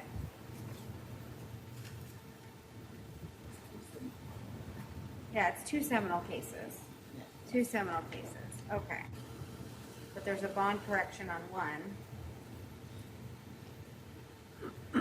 That's the felony. Okay. So it looks like the first Seminole County, you have a $500 bond. So I'll appoint the PD here to represent you in case you're not able to bond out. And a judge here will reach out to Seminole County. Then you've got a felony in Seminole County. And it looks like they corrected the bond on count 1. Should be $3,000. And count 2 is $500. So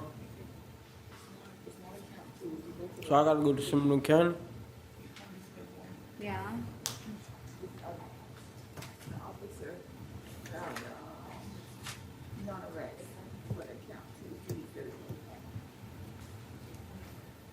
so that's the non-arrest for that count 2. Non-arrest? Yeah. That's what they pick on top. Guess who's not on the count 2? We only have a district commissioner. Right, but it says bond 500 petty theft. Bond 3,000 grand theft. What, can corrections explain that to me?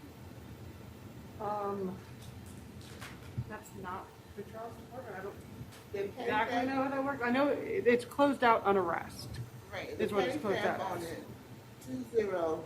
20848 MMA, Seminole County. That's the one for 500. And then you got a felony case, which is 20721-2F. It's only 1 count. So that's the officer found. He arrested him on 2, so he did a non-arrest. Okay, that So doesn't it make, I know, but the Keepia says one thing. I mean, the teletype says something else, but that's fine, whatever. So it looks like it's a $3,000 bond. It looks like the other bond has been deleted. So you've got 500 and then 3,000, okay? And I'm gonna appoint the PD in both of those cases, so if you're not able to bond out, you should come back on the docket in a couple days when a judge here is able to reach out to Seminole County, okay? Yes, I got a question. I don't have a bond for Orange County, do I? Does he have an Orange County case? He does. He'll be seen tomorrow on that. Okay. And it's a no bond. Okay, you're gonna be seen tomorrow on that case, and it's a no bond apparently, but I haven't seen it yet, okay? All right. That was very good. Okay, so I'm gonna have to take a little bit of a break, and find out about Mr. Mouche's case, because I have no idea what he's charged with, based on the warrant. So, it may take me about maybe 15 minutes. So if we could come back at 1:30, if I'm come back early, I'll let you know. Okay? But I can't proceed without knowing what specific charge I'm dealing with, so. Yes, ma'am. Okay, so we will take a little bit of a break and be back